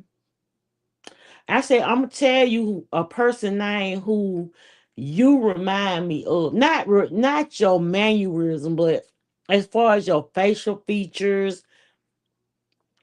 and your builder. I'm gonna tell you who you remind me of." I said, "You remind me of." I'm giving y'all false names, okay? I said, "You remind me of Sally Brown. You remind me of this lady named Sally Brown." Baby, that girl said, "That was my grandmama."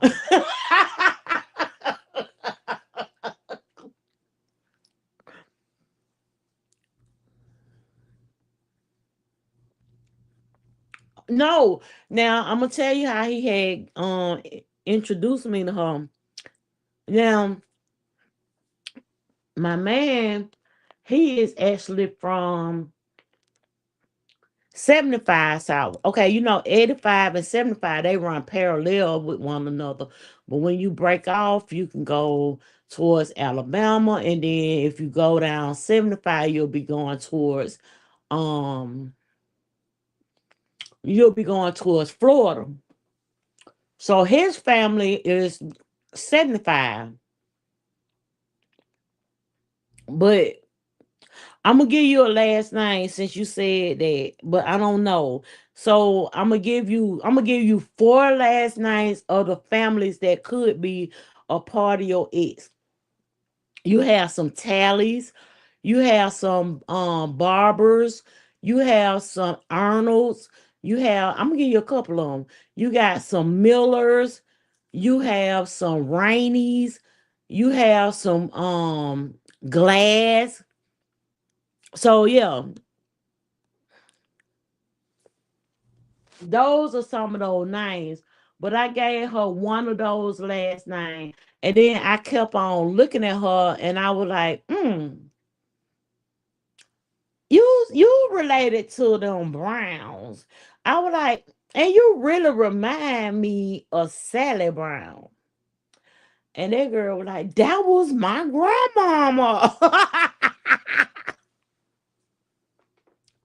So I don't think that he understands the correlation of her. Cause when she walked in my door, I'm like, "What kind of motherfucking games is this motherfucker playing?" And I didn't want to ask the lady right out. You and my man ever been together? Tell the truth, bitch. Let me know. But the whole time she was here, she was talking about how she needed to go up to Canton because she need to go up to Canton and she need to go and get the actual street address because her baby daddy done went up to Canton and he messing with somebody. See, okay, I'm coming at that. He messing with somebody up in Canton and she just need to get the street address because she is a thanks for my child type and she need to go and put child support on him. Yup.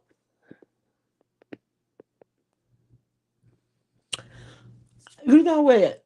It's spooky. I'm gonna tell y'all something. My baby sister, right? When we went to Alabama to her college graduation, went to her college graduation, and it could just be me, but I'm gonna tell y'all something. It's been in a couple of situations that this has happened, but with my sister college graduation, Alabama A&E, my family, they were so excited. We all jumped out the car. Everybody had ran to her, and they were like, we're so proud of you. We so happy to be here for your graduation. Oh my God, we love you so much. The first thing I said when I saw her is, bitch, is you pregnant? I ain't even lying. I said, bitch, are you pregnant? Of course she gonna say no. Of course she gonna say no. And then by her saying no, I just said we're gonna get through this day of graduation. Cause y'all gotta remember, by this time, yes, she's staying with my aunt, but my mother had died and I was the mama, right? So of course I'm gonna push the issue because I told y'all I never wanted to be a baby mama. So I was like, mm-mm, no, hell no. Okay, she graduated college. Okay, good. But we can't leave it here. You're gonna have to move forward. You're gonna have to goddamn, you're gonna have to make it, you're gonna have to move forward. You can't just be sitting here with a college degree and stuck on you got a college degree and a baby. We can't do that. After the graduation, we all had hotel rooms, everything in Alabama. Y'all, this about to make me cry.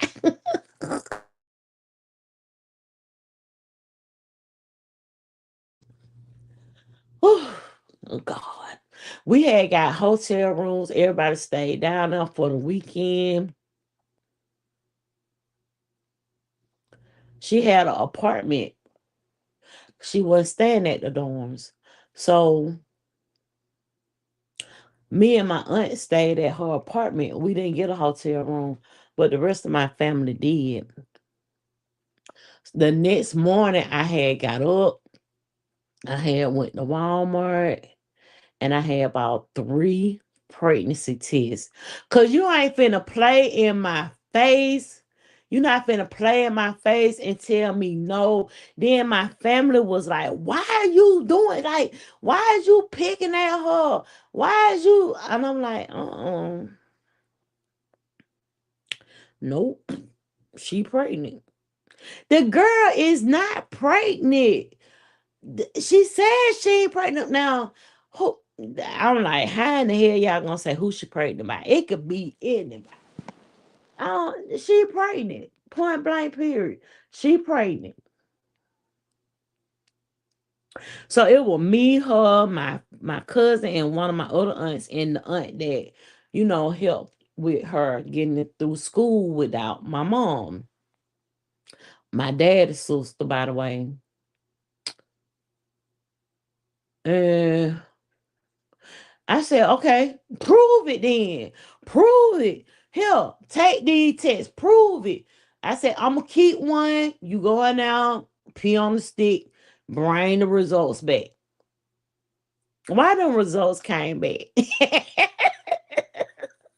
The results came back pregnant. But they got married. They have 5 more kids. She had her masters. So she continued on, and I guess she had to prove me wrong, because I was like, man, you finna be a motherfucking baby mama. So she worked hard. Hey, Pillsbury. Who the fuck sharing me out? Cause baby, I heard about a Pillsbury, but I ain't never seen a motherfucking Pillsbury. I heard Pillsbury be around this motherfucker hard. This motherfucker said she gon' wait a motherfucking minute. This motherfucker said at Just Lovely, if you forgot who I am, I'm gonna disown you.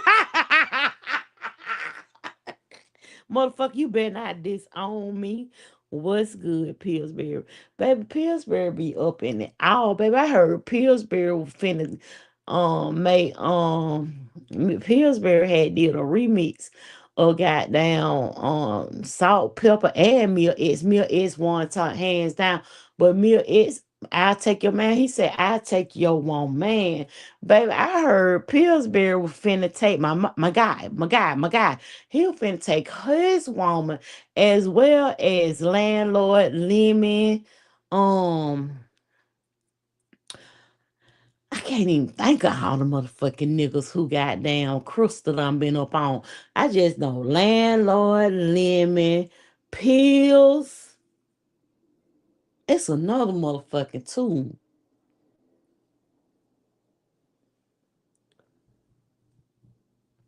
Oh, I popped up in your recommendations. Feels the only thing I be over here doing is talking shit. I talk a little B the shit. I talk a little life motherfucking shit about my real life. Now I ain't getting y'all no doxing information. I'm just talking shit. That's all I do over this motherfucker. I talk a whole lot of shit. I got down cuss like a motherfucking I should have went to the Navy, because that would have made me be a sailor. That's all. That's all. That is all.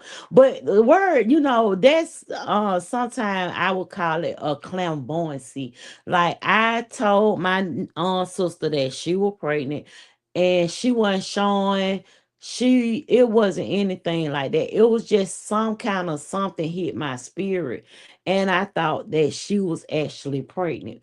Now, the second time this happened to me was when I went to work. Okay. I went to work. Yeah, I know I retired from the big D. So I had went to work one day, and one of my coworkers, she had already like 7 kids. And she was actually Muslim, and she had 7 kids. The whole running joke at work was, if this motherfucker Akash have another baby, I know some.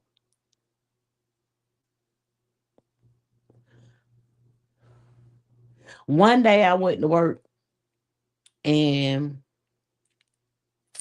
Akash wasn't a Muslim that wore, all the garb. She just wore the head wrap. So, she had a very nice shape. But she had a tiny, now this a tiny waist bitch, goddamn uppity.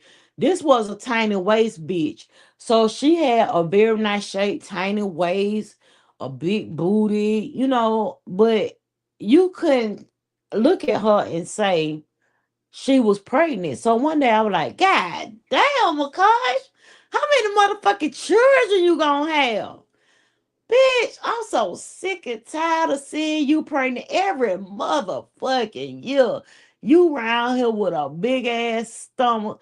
And damn, bitch, you got 7 kids. Now, I done seen you pop out 5. I ain't seen them personally, but I done seen a cuz goddamn pregnant, I think 4 to 5 times at the job. So I'm like, God damn, like how many goddamn motherfucking kids y'all gonna bust out of there? Like, girl, you should be motherfucking tired. Akash looked at me and said, I'm not pregnant. What the fuck are you talking about? I'm not pregnant. I promise y'all, a month later, Akash came up to me and she was like, you so motherfucking bad. Oh God. I'm going through morning sickness. I ain't been having a funky, nasty attitude. And I went to my doctor and they said, I'm pregnant. I said, I told you, bitch. I told your motherfucking monkey ass you were pregnant. I told you. Why the fuck you mad at me? Y'all the one be that, y'all be hunching on each other and rubbing. I be trying to tell them niggas, don't be rubbing on my motherfucking booty. Don't rub on my motherfucking booty. I don't need you rubbing on my. I ain't jinxed that motherfucker. She was already pregnant. Don't rub on my motherfucking booty. Don't do that shit to me. No. Hell no. Akash was pregnant. So that's the clairvoyancy of it all. Now, Chicago, if I mentioned in that list of names that I gave you, if I mentioned one of your ex family members, surnames, Jen, put a one in the chat. Woo, woo, woo, woo, woo, woo. Shit. Cause I know more. And I'm gonna tell you, if I put one, cause some of those names I gave you are actually names of family members. Okay, I give you one more. Bitch, you lying. You motherfucking lying. Which one? Which one? Which one? Cause I was finna say, you got to remember when I had first started talking about the damn braider yesterday, I said that both sides of my family, both sides of my family, including grandparents. So it would be my mother, and her father, my father and his mother and his father, and so on and so forth with the timeline that it reached back to all those goddamn cities that I named. I gave you Noonan, Madras, Union City. I gave you Farron, Peachtree City. Um, I gave you Peachtree City, Palmetto, and then I even came up a little bit and gave you Red Oak, College Park, East Point, Bubba Sparks, yeah, booty, booty, booty, booty, rocking everywhere, booty, booty. So it could be a possibility that your ex could be one of my distant family members. That could be fun. And you know what? With that being said, I always talk about neighborhood and relativity, right? So, neighborhood and relativity is the fact that because all these people grew up in the same neighborhoods and the same high school situations and stuff like that, you're bound to get people who date other people in the neighborhood. You see the College Park. Okay, so that's a little bit far up. But I gave you the Rainies. I gave you we got the Rainies, the Johnsons, the Allens, you still got the Tallies, the Barbers, the Arnolds, especially in Union City, because they all around there now. Them names right there. Now the Millers, the Robinsons, the they had already moved. So, in the relativity, when I was talking about that, was the fact that both on both sides of the family, the relativity of my father dating a woman down the street, up the corner, around the block, and then her brothers and sisters married one of their brothers or sisters was very relevant at that time. It still go on today. A lot of people that I went to high school with, they went to high school and they dated people that went to high school with me. So basically, they came and they lived in the same neighborhood. They kids now date one another. So it's all relativity. But with that Union City, Farron, and all that bullshit, do you know to this day, people be like, I got to go uptown. I'd be like, what's uptown? I got to go to Atlanta. And I'd be like, what? You know you stay in Fulton County, right? Yeah, but we when tomorrow morning we getting up, we going to town. We going to town. I just look at them and I be like, okay. They going to town.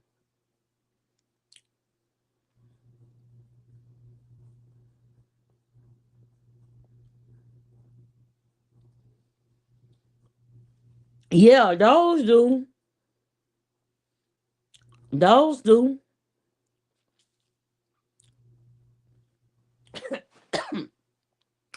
I think those cities are further. Of those are cities, I know that Louisville and oh God, this can is so juicy. Louisville, Sandersville, or southwest. Like you can go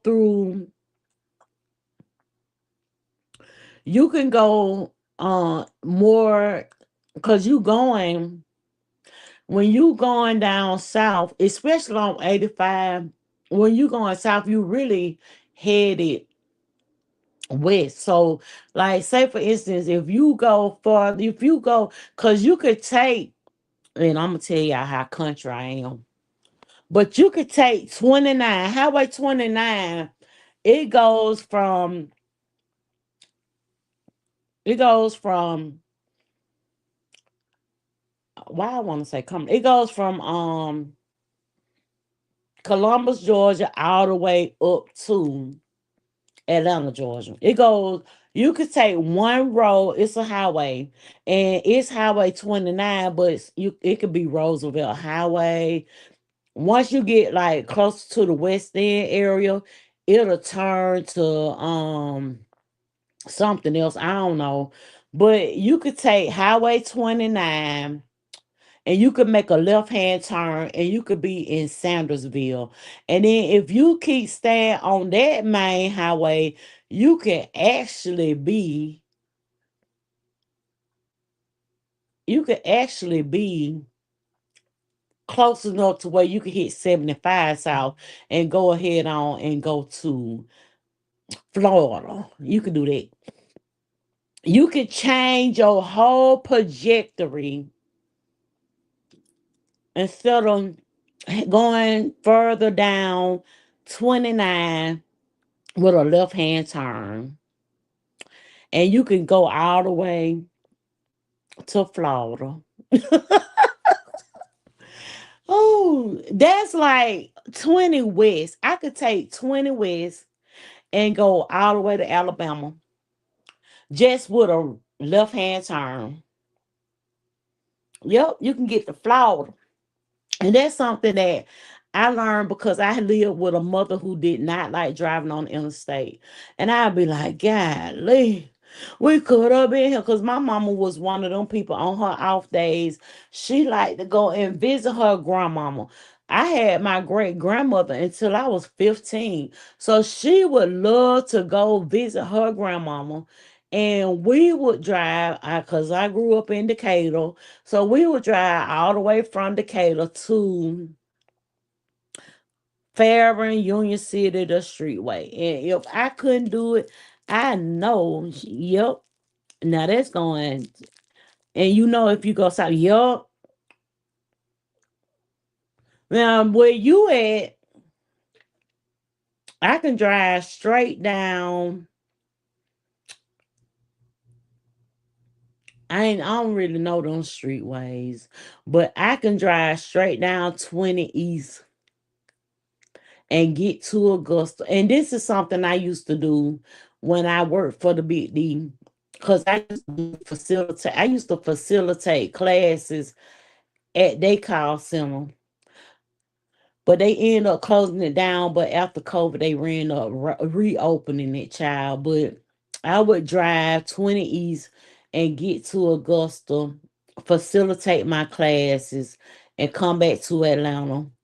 And then I got a cousin. One day, I guess his ass was so motherfucking goddamn. It wasn't like that. His baby mama ended up moving to Atlanta from South Carolina. And he just, we go across the little bridge when we go to visit. Excuse me, when we go to visit or pick him up, we'll go down Augusta, Warrington, all that. The Greenboro. We'll go pick his ass up. I know Hinesville. Now listen, a guy I knew that he stayed in the Herndon Home projects here in Atlanta. I used to be like, how in the fuck did he end up in Barnesville? Cause he was so Atlanta. He was so project. He was just, oh my God. But when he became an adult, he moved to goddamn Barnesville.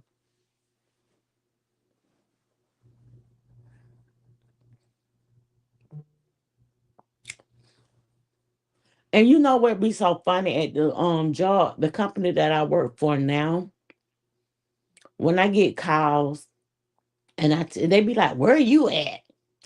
And I be like, "Atlanta, Georgia." Oh, I got such and such and such. They be from Florida, anywhere. My sister, she stay out there in Marietta. I be like, she stay in Marietta? Yeah, but for some reason she called it Marietta.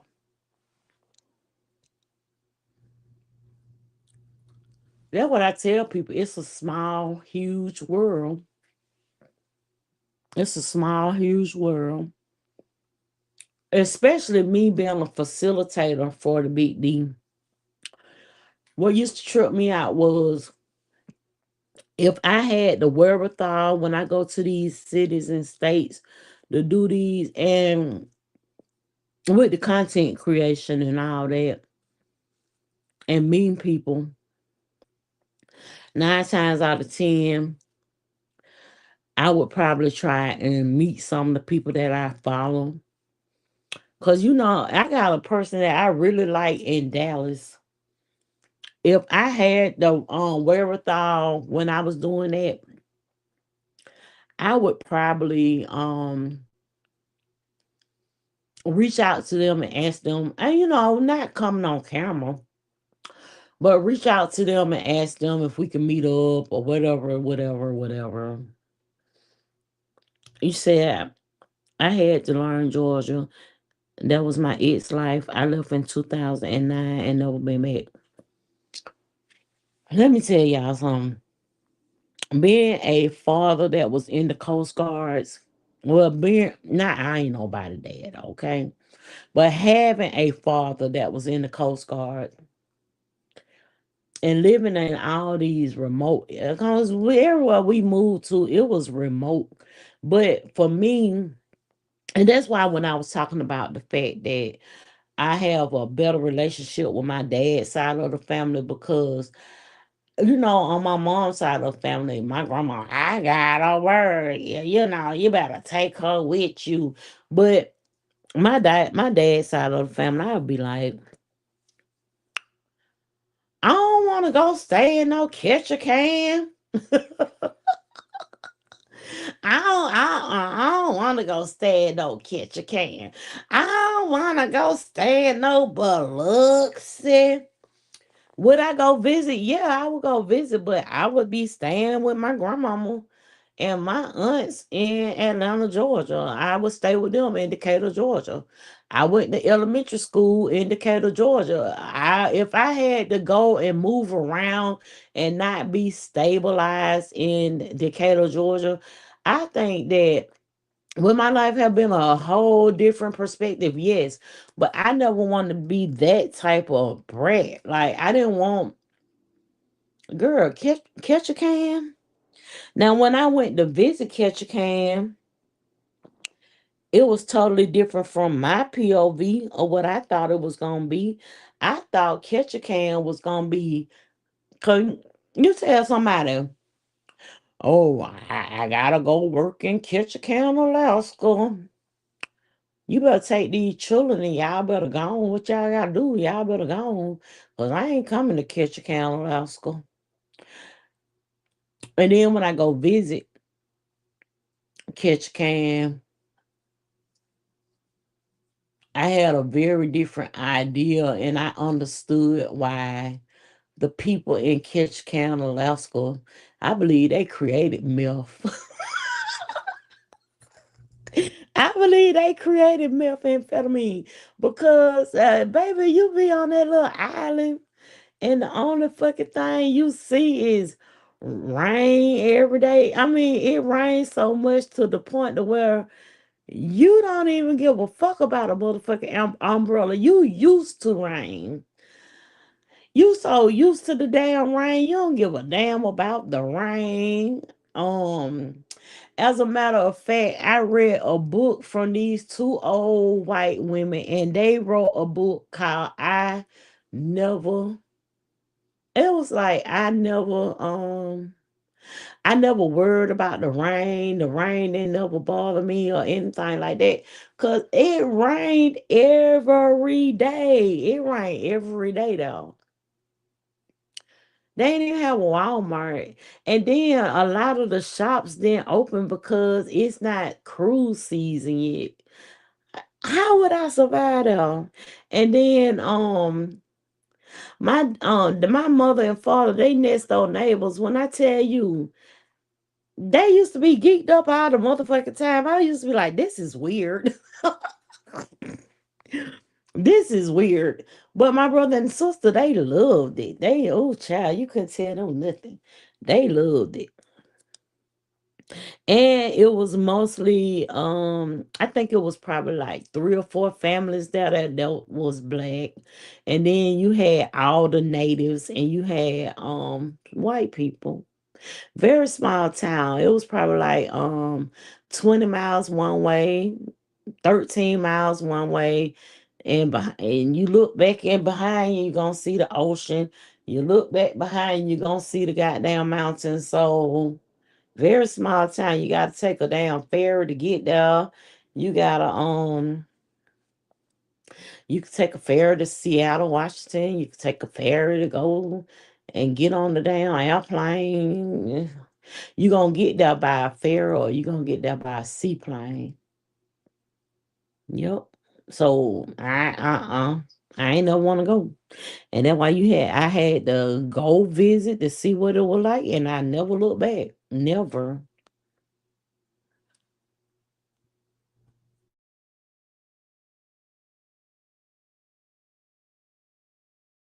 But one of the good things about Ketchikan, Alaska, every year the United States government paid they ass a dividend check. They got a dividend check every year. And everybody in the household got a piece of the oil revenue check. Everybody in the household, they tried to they tried to bribe me with a damn oil revenue check. You could do a lot of rain. Uh, it was boring though, Sonya. It was just boring there. They tried to bribe me with an oil revenue check, the Alaskan dividend. They tried to bribe me with that. Y'all just send me some money when y'all get y'all check. Do that. Oh, you mean you can't stand a lot of rain? Me either. It we got and they will be out there with no umbrella. And see, a lot of people have misconceptions when it comes to Alaska. Alaska is not, I'll say, in Southeast Alaska. Southeast Alaska reminds me of Georgia weather, but it just don't rain as much in Georgia. It's not snowy all the time, and it's not they have nice summers, winters. It just rain all the goddamn time. Now, one thing I learned being there was I don't like the motherfucking black bears. I don't like the motherfuckers at all. The people who stayed next door to my parents, they used to have in their garage a stand up freezer. And my mama had sent me a picture and she was like, "You'll never believe what they done did to Debbie on garage." And she sent me and she was like, "I'm gonna send you an email," because back then it's very depressing. Back then, we didn't have the camera phone or whatever. Oh, did we? This was in 2000. No, I don't think in 2004 we had the we didn't send text messages in 2004. I don't think. But she sent me a picture, girl. The black bear done went over there in them people garage and got down, tore the door off they upright freezer, and her motherfucking cubs laying in the damn garage, tearing up all they grocery, eating up all they meat, eating up everything out these people freezer.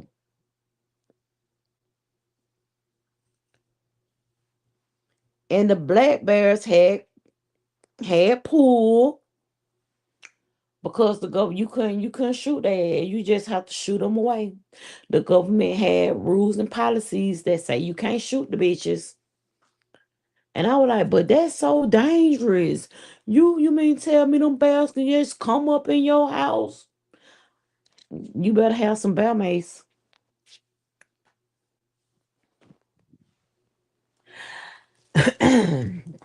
Now, y'all, this live was supposed to be what it was. I was gonna come on here and I was gonna talk about all the press and promotion that polygamy been getting. I'm gonna just talk about it right here. So the polygamous, it's polygamous. Yeah, it's polygamous. It's gotta be it's. Let me look at it. Cause I don't know. Sometimes I say polygamous, polygamous. Hold on. I don't want nobody to disown me, child. Cause she said she gonna disown me. I had already figured out before you put it in the chat in the upper room. Okay, let me see. Netflix.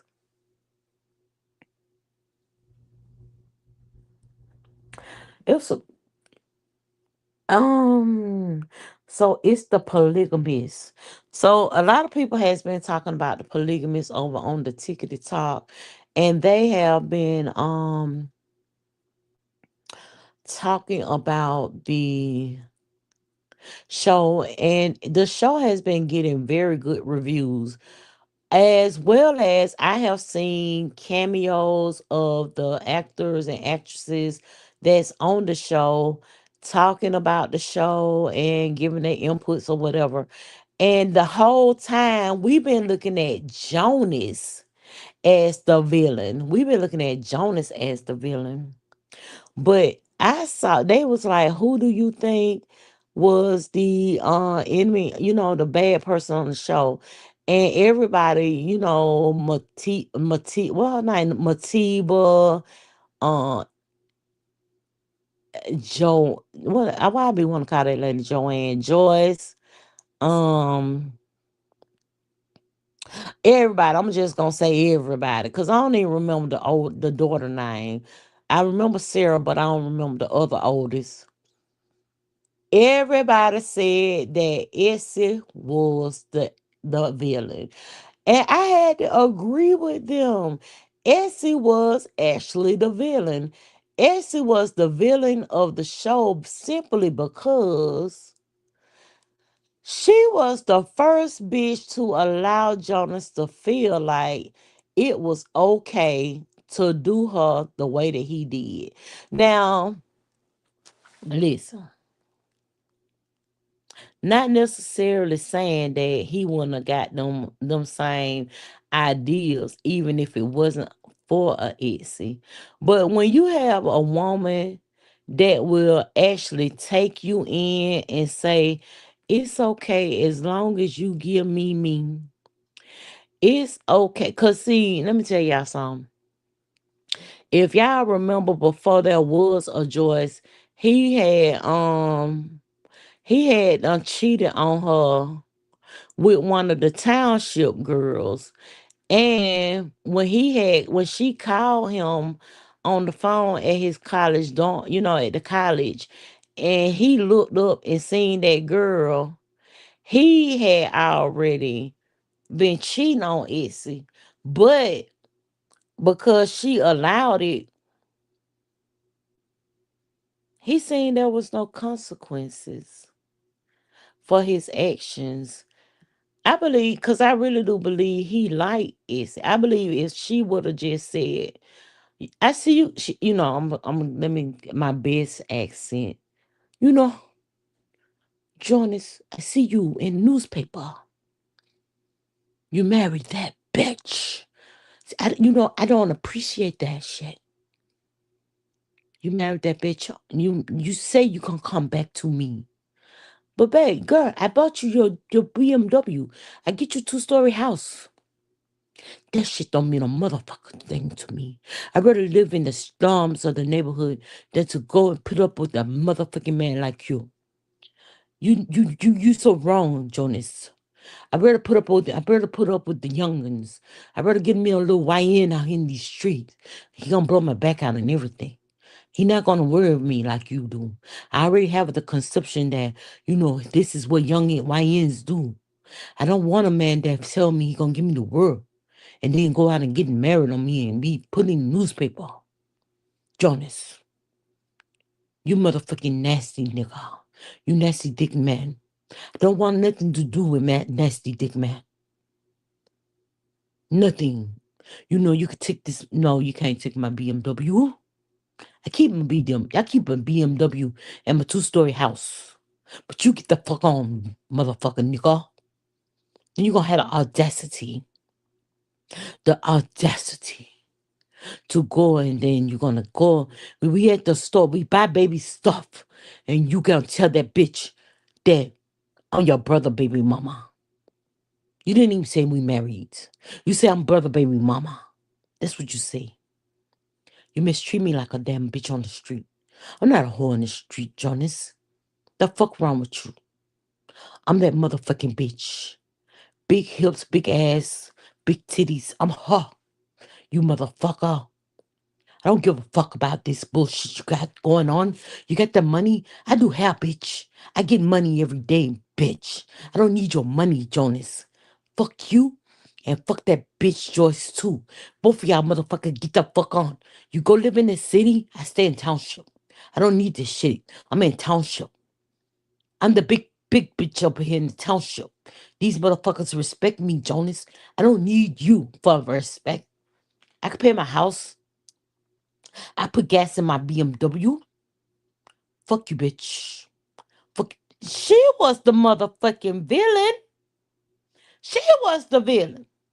If she would have told that motherfucker all the shit that I just said in my motherfucking monologue, we wouldn't even be here with Jonas ass fucking with the little young girl, fucking with Matiba and whoever the fuck, the bitch from jail and getting himself in some HIV shit.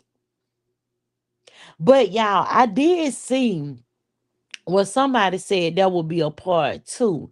Now, did I believe that would be a part two? No, because simply what he said was he said something at the end. He said that there will be a part two, but the part two would be actually Jonas still living and then Joyce the one who's sick. So that was an indication to me is, this nigga, he just saying something. He don't believe this shit. So yeah, no, no, no, no. Yeah, insane.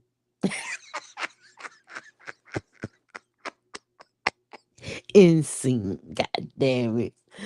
Yeah, no, it's room for a part two. I honestly believe there is room for a part two because we got to see how Joyce and her new man, I okay, I'm gonna tell y'all my thoughts. So first we're gonna talk about the son and we're gonna talk about Lenore. I think her name Lenore or something like that. We're gonna talk about them. Like I had said before, I honestly believe the girl is infected, but she's taking her medication. Because after all is said and done, Matiba had left. And what say Essie was the fact that if that YN wouldn't have been in there with that pistol and Essie would have just been there by herself, then Essie would have got, cause she would have got infected too.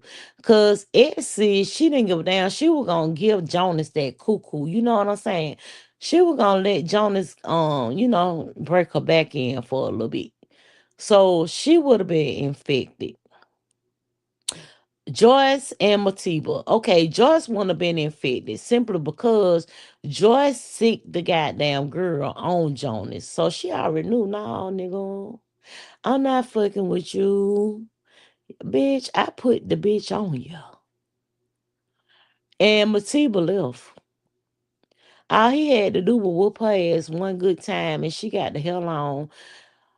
And the fact that Matiba had already set herself up by going to the bank and getting money out the bank so she could kind of live. But wait a minute, Jonas said, I know you had got my money out the bank. And then she go to the brother. So I don't know what happened. I'm gonna have to watch that again. Cause what happened with the money? What's up, Big Stacks 24? How you doing, honey? Welcome to the damn rambling and ADHD and the cussing and random goddamn shit. Well, if you drop something in the chat, then I might talk about what the fuck you saying. But yeah, I was wait. I gotta go look at that again because I remember her going to the bank and talking to the bank teller about getting money or the bank person about getting money out his account. But I don't remember why she went to the brother to escape. You got money out the bank. You should have took your children with you. And I know that broke her heart for him to come, to come to the funeral. And they say, oh, I'm good. I'm just sitting over here talking shit. That's all. That's all, honey. And then I'm finna get my big ass up out this motherfucker. Cause what I've been on this motherfucker talking for 2 hours and 18 minutes. Like, god damn. But yeah, you talking to the people. So why you didn't take your kids? And then when you get to the funeral, you gonna say, "Mommy's here." Them girl looking like bitch. We don't know you. Mm-mm. They were looking at her like she motherfucking stank. Mm-hmm. Mommy's here. Come to mommy. Mommy's here. Them little girl looking at her like a bitch. Joyce, mommy. Joyce. Joyce, mommy. That's who mommy. Joyce, mommy. We don't know you. Get your motherfucking ass on. We don't know you, bitch. The fuck you here? Get the fuck out our face. I'ma tell y'all who probably was like that. That was probably hold on, y'all, let me get it. That was probably hold on.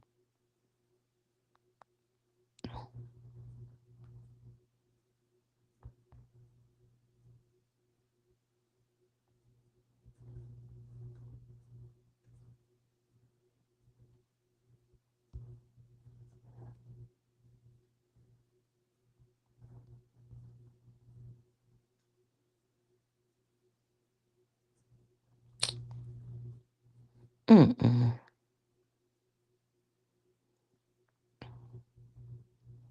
What they names were, y'all? So I could do my scene. I got to do my scene.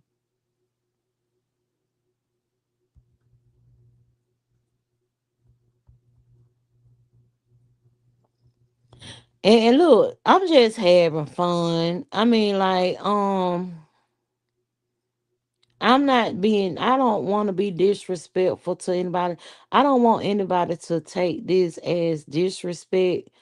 I'm just having fun. I know, like, y'all probably put on a good ghetto bitch ass goddamn, y'all put on a good ghetto bitch monologue too.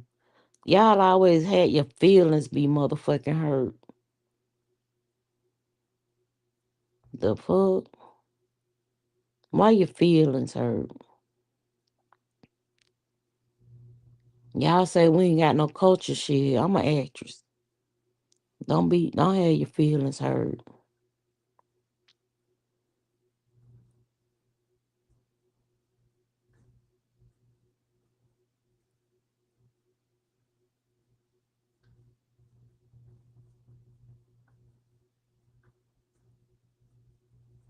I can't even find it. But anyway, uh I remember I can't I'm looking at the names in my head.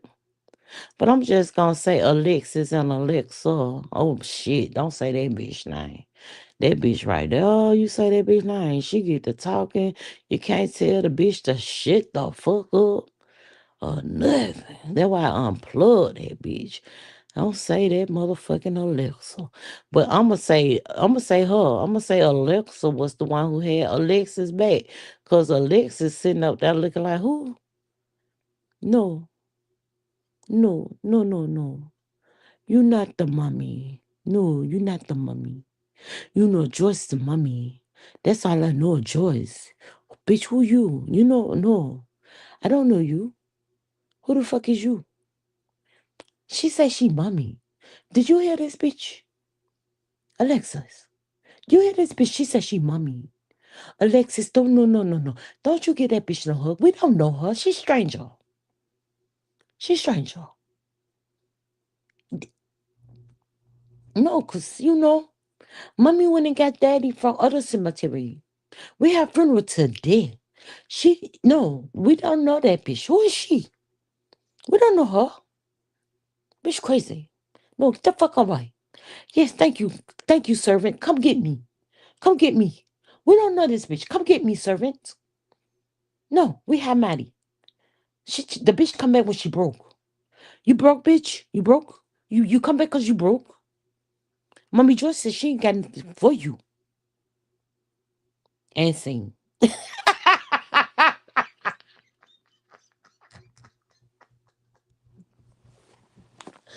Listen, y'all. I don't know about y'all, but if you go into the search bar on YouTube and type up polygamous reviews and listen to some of the reviews of polygamous the series, baby, when I tell you, y'all some of those videos that these content creators been putting out there are so freaking funny.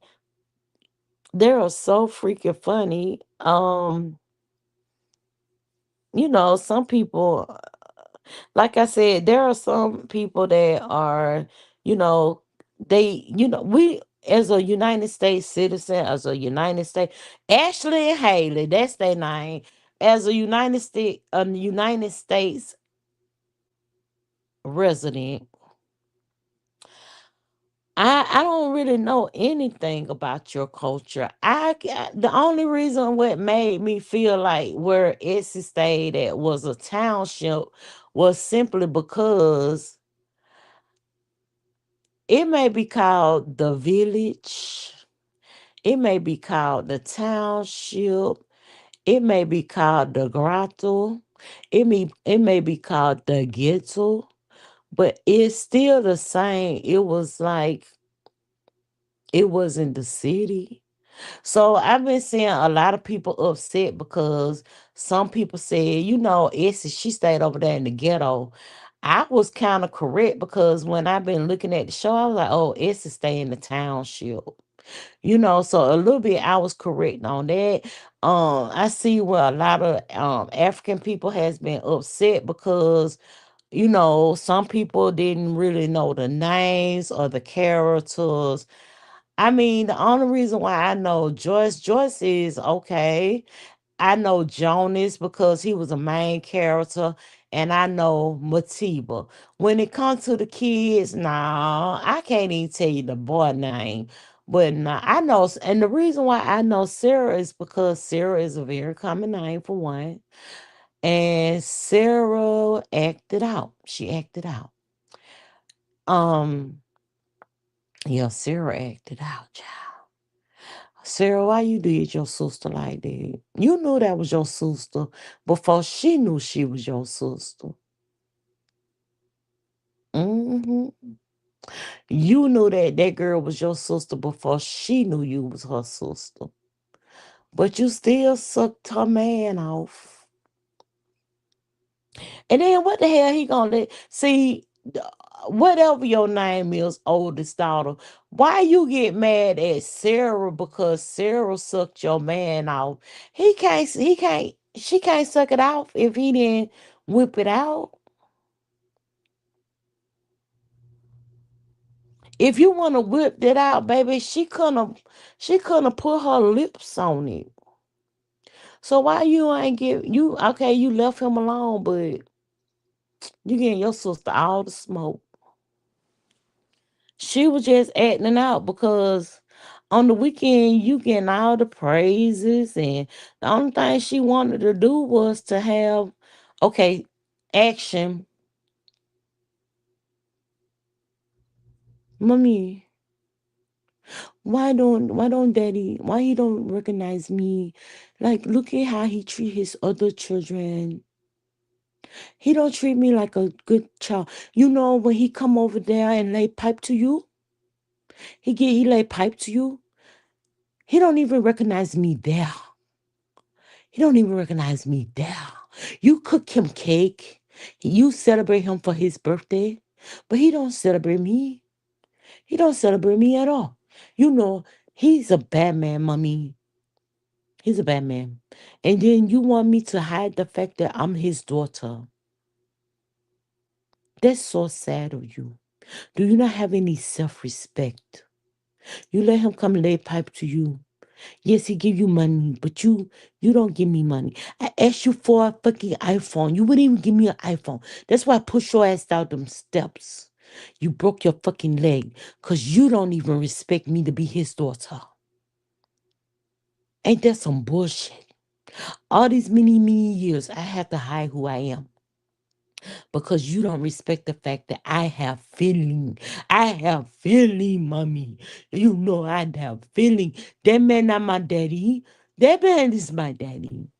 That man is my uncle. That's why I tried to kiss him in the kitchen because I'm so confused. You motherfuckers, y'all got me so goddamn confused. I don't know what the fuck to think. I don't know who the fuck is my parent.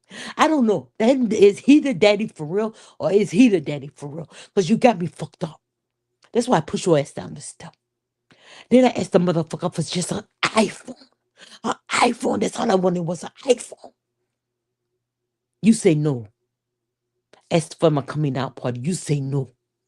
You scared I'm gonna say this man my daddy. All I wanted him to do was escort me. Escort me as his daughter. We go on Sunday for the barbecue. He don't even look my way. It's so embarrassing for me to say that man my daddy. He not my father. He don't treat me like his daughter. And sing.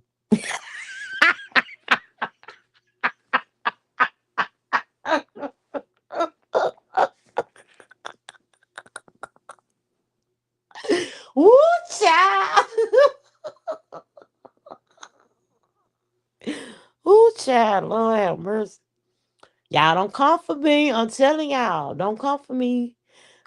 Because look at Idris Elba. That motherfucker stay. He a Britain's motherfucking African man. And that motherfucker come over here and throw his whole British accent away. And baby, when I tell you I love some, oh baby. When I tell you that's one fine ass British African man. But he'll throw his whole British accent away and come over here and get gutter gutter. So don't y'all motherfuckers come for me. But that's what's been going on when it comes to polygamists. These motherfuckers been over there getting mad because the damn American content creators don't know the names, can't pronounce the township. All I said was they over in Saint South Africa, child. It's a good motherfucking messy ass series. Y'all go over there and look at the shit. I did good. Okay, girl. Let me be trying to say he went to um theater school. I don't believe that shit. Let me be, baby, you ain't got shit on me. But yeah, y'all, baby, they been over there dragging the hell out the American show reviewers and just giving them the motherfucking business. You hear me?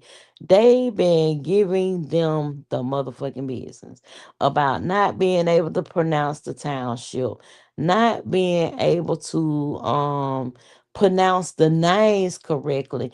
You know, I've been saying Motiva, but I could be wrong. I could be wrong. Oh, look at Myrtle Snow. Oh, she laughing at what I said. Some of y'all hoes be having that thanks for my child syndrome. They do. The fuck? Yeah, we need that. And sing. We need to have the acting competition over here. Act out your favorite act out your favorite scene. Do I need to go ahead on and beg for my pot? I need to start begging for my pot right now. Yeah, I need to do that. $sign just lovely 414. If you want to contribute to the pot of the next competition in the B sector, we're gonna have the acting competition. You can act out your favorite scene of any movie, TV show, online series, anything you want to act out. I give you 2 minutes. That's too long. That's too long.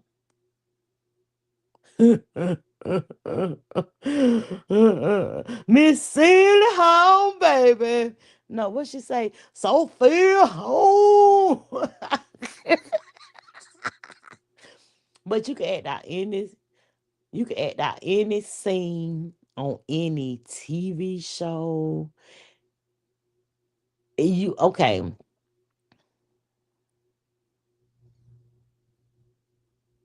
Yep. You can act out any scene, any TV show, any series, whatever you want to do. But the scene cannot be over a minute and 30 seconds. And basically, the reason why I'm giving you that because I'm going to be in the background on mute, and you got to tell me what movie, what whatever it come from, and what scene you are actually doing it. So yeah, we can do that. What? Let me go ahead on and get this part started. I'm gonna have to recommend that to somebody. Now, oh, Jadon, I be over there. What you call it? Be having some really good competitions. Um, or not even competitions. It's just good little, interactive content that she had with her people, and that's that girl, Beans. And how I found that out in the upper room. Somebody had dropped the link. And so ever since then I had subscribed, and she was talking about doing another interactive thing on her channel. But this time she was like, what kind of competition we should do next? And I had said that I had gave her a good one. I gave her something really good. And she was like, oh, Diamond Cluster. That's a really good suggestion. So now I'm going to go ahead and put in my notes that it could be this competition, and I'm gonna have to copy and paste because I don't be knowing. But I go over the bins because she be looking for competitions all the time, and I give it to her or Pizarro. I don't know. Give the competition to one of them. I probably even go over there on Instagram and get the lady Nika shit. Go on and get your pot up, big.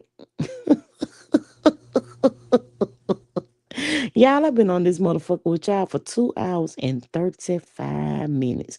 I am going to go in here and cook me some baked chicken.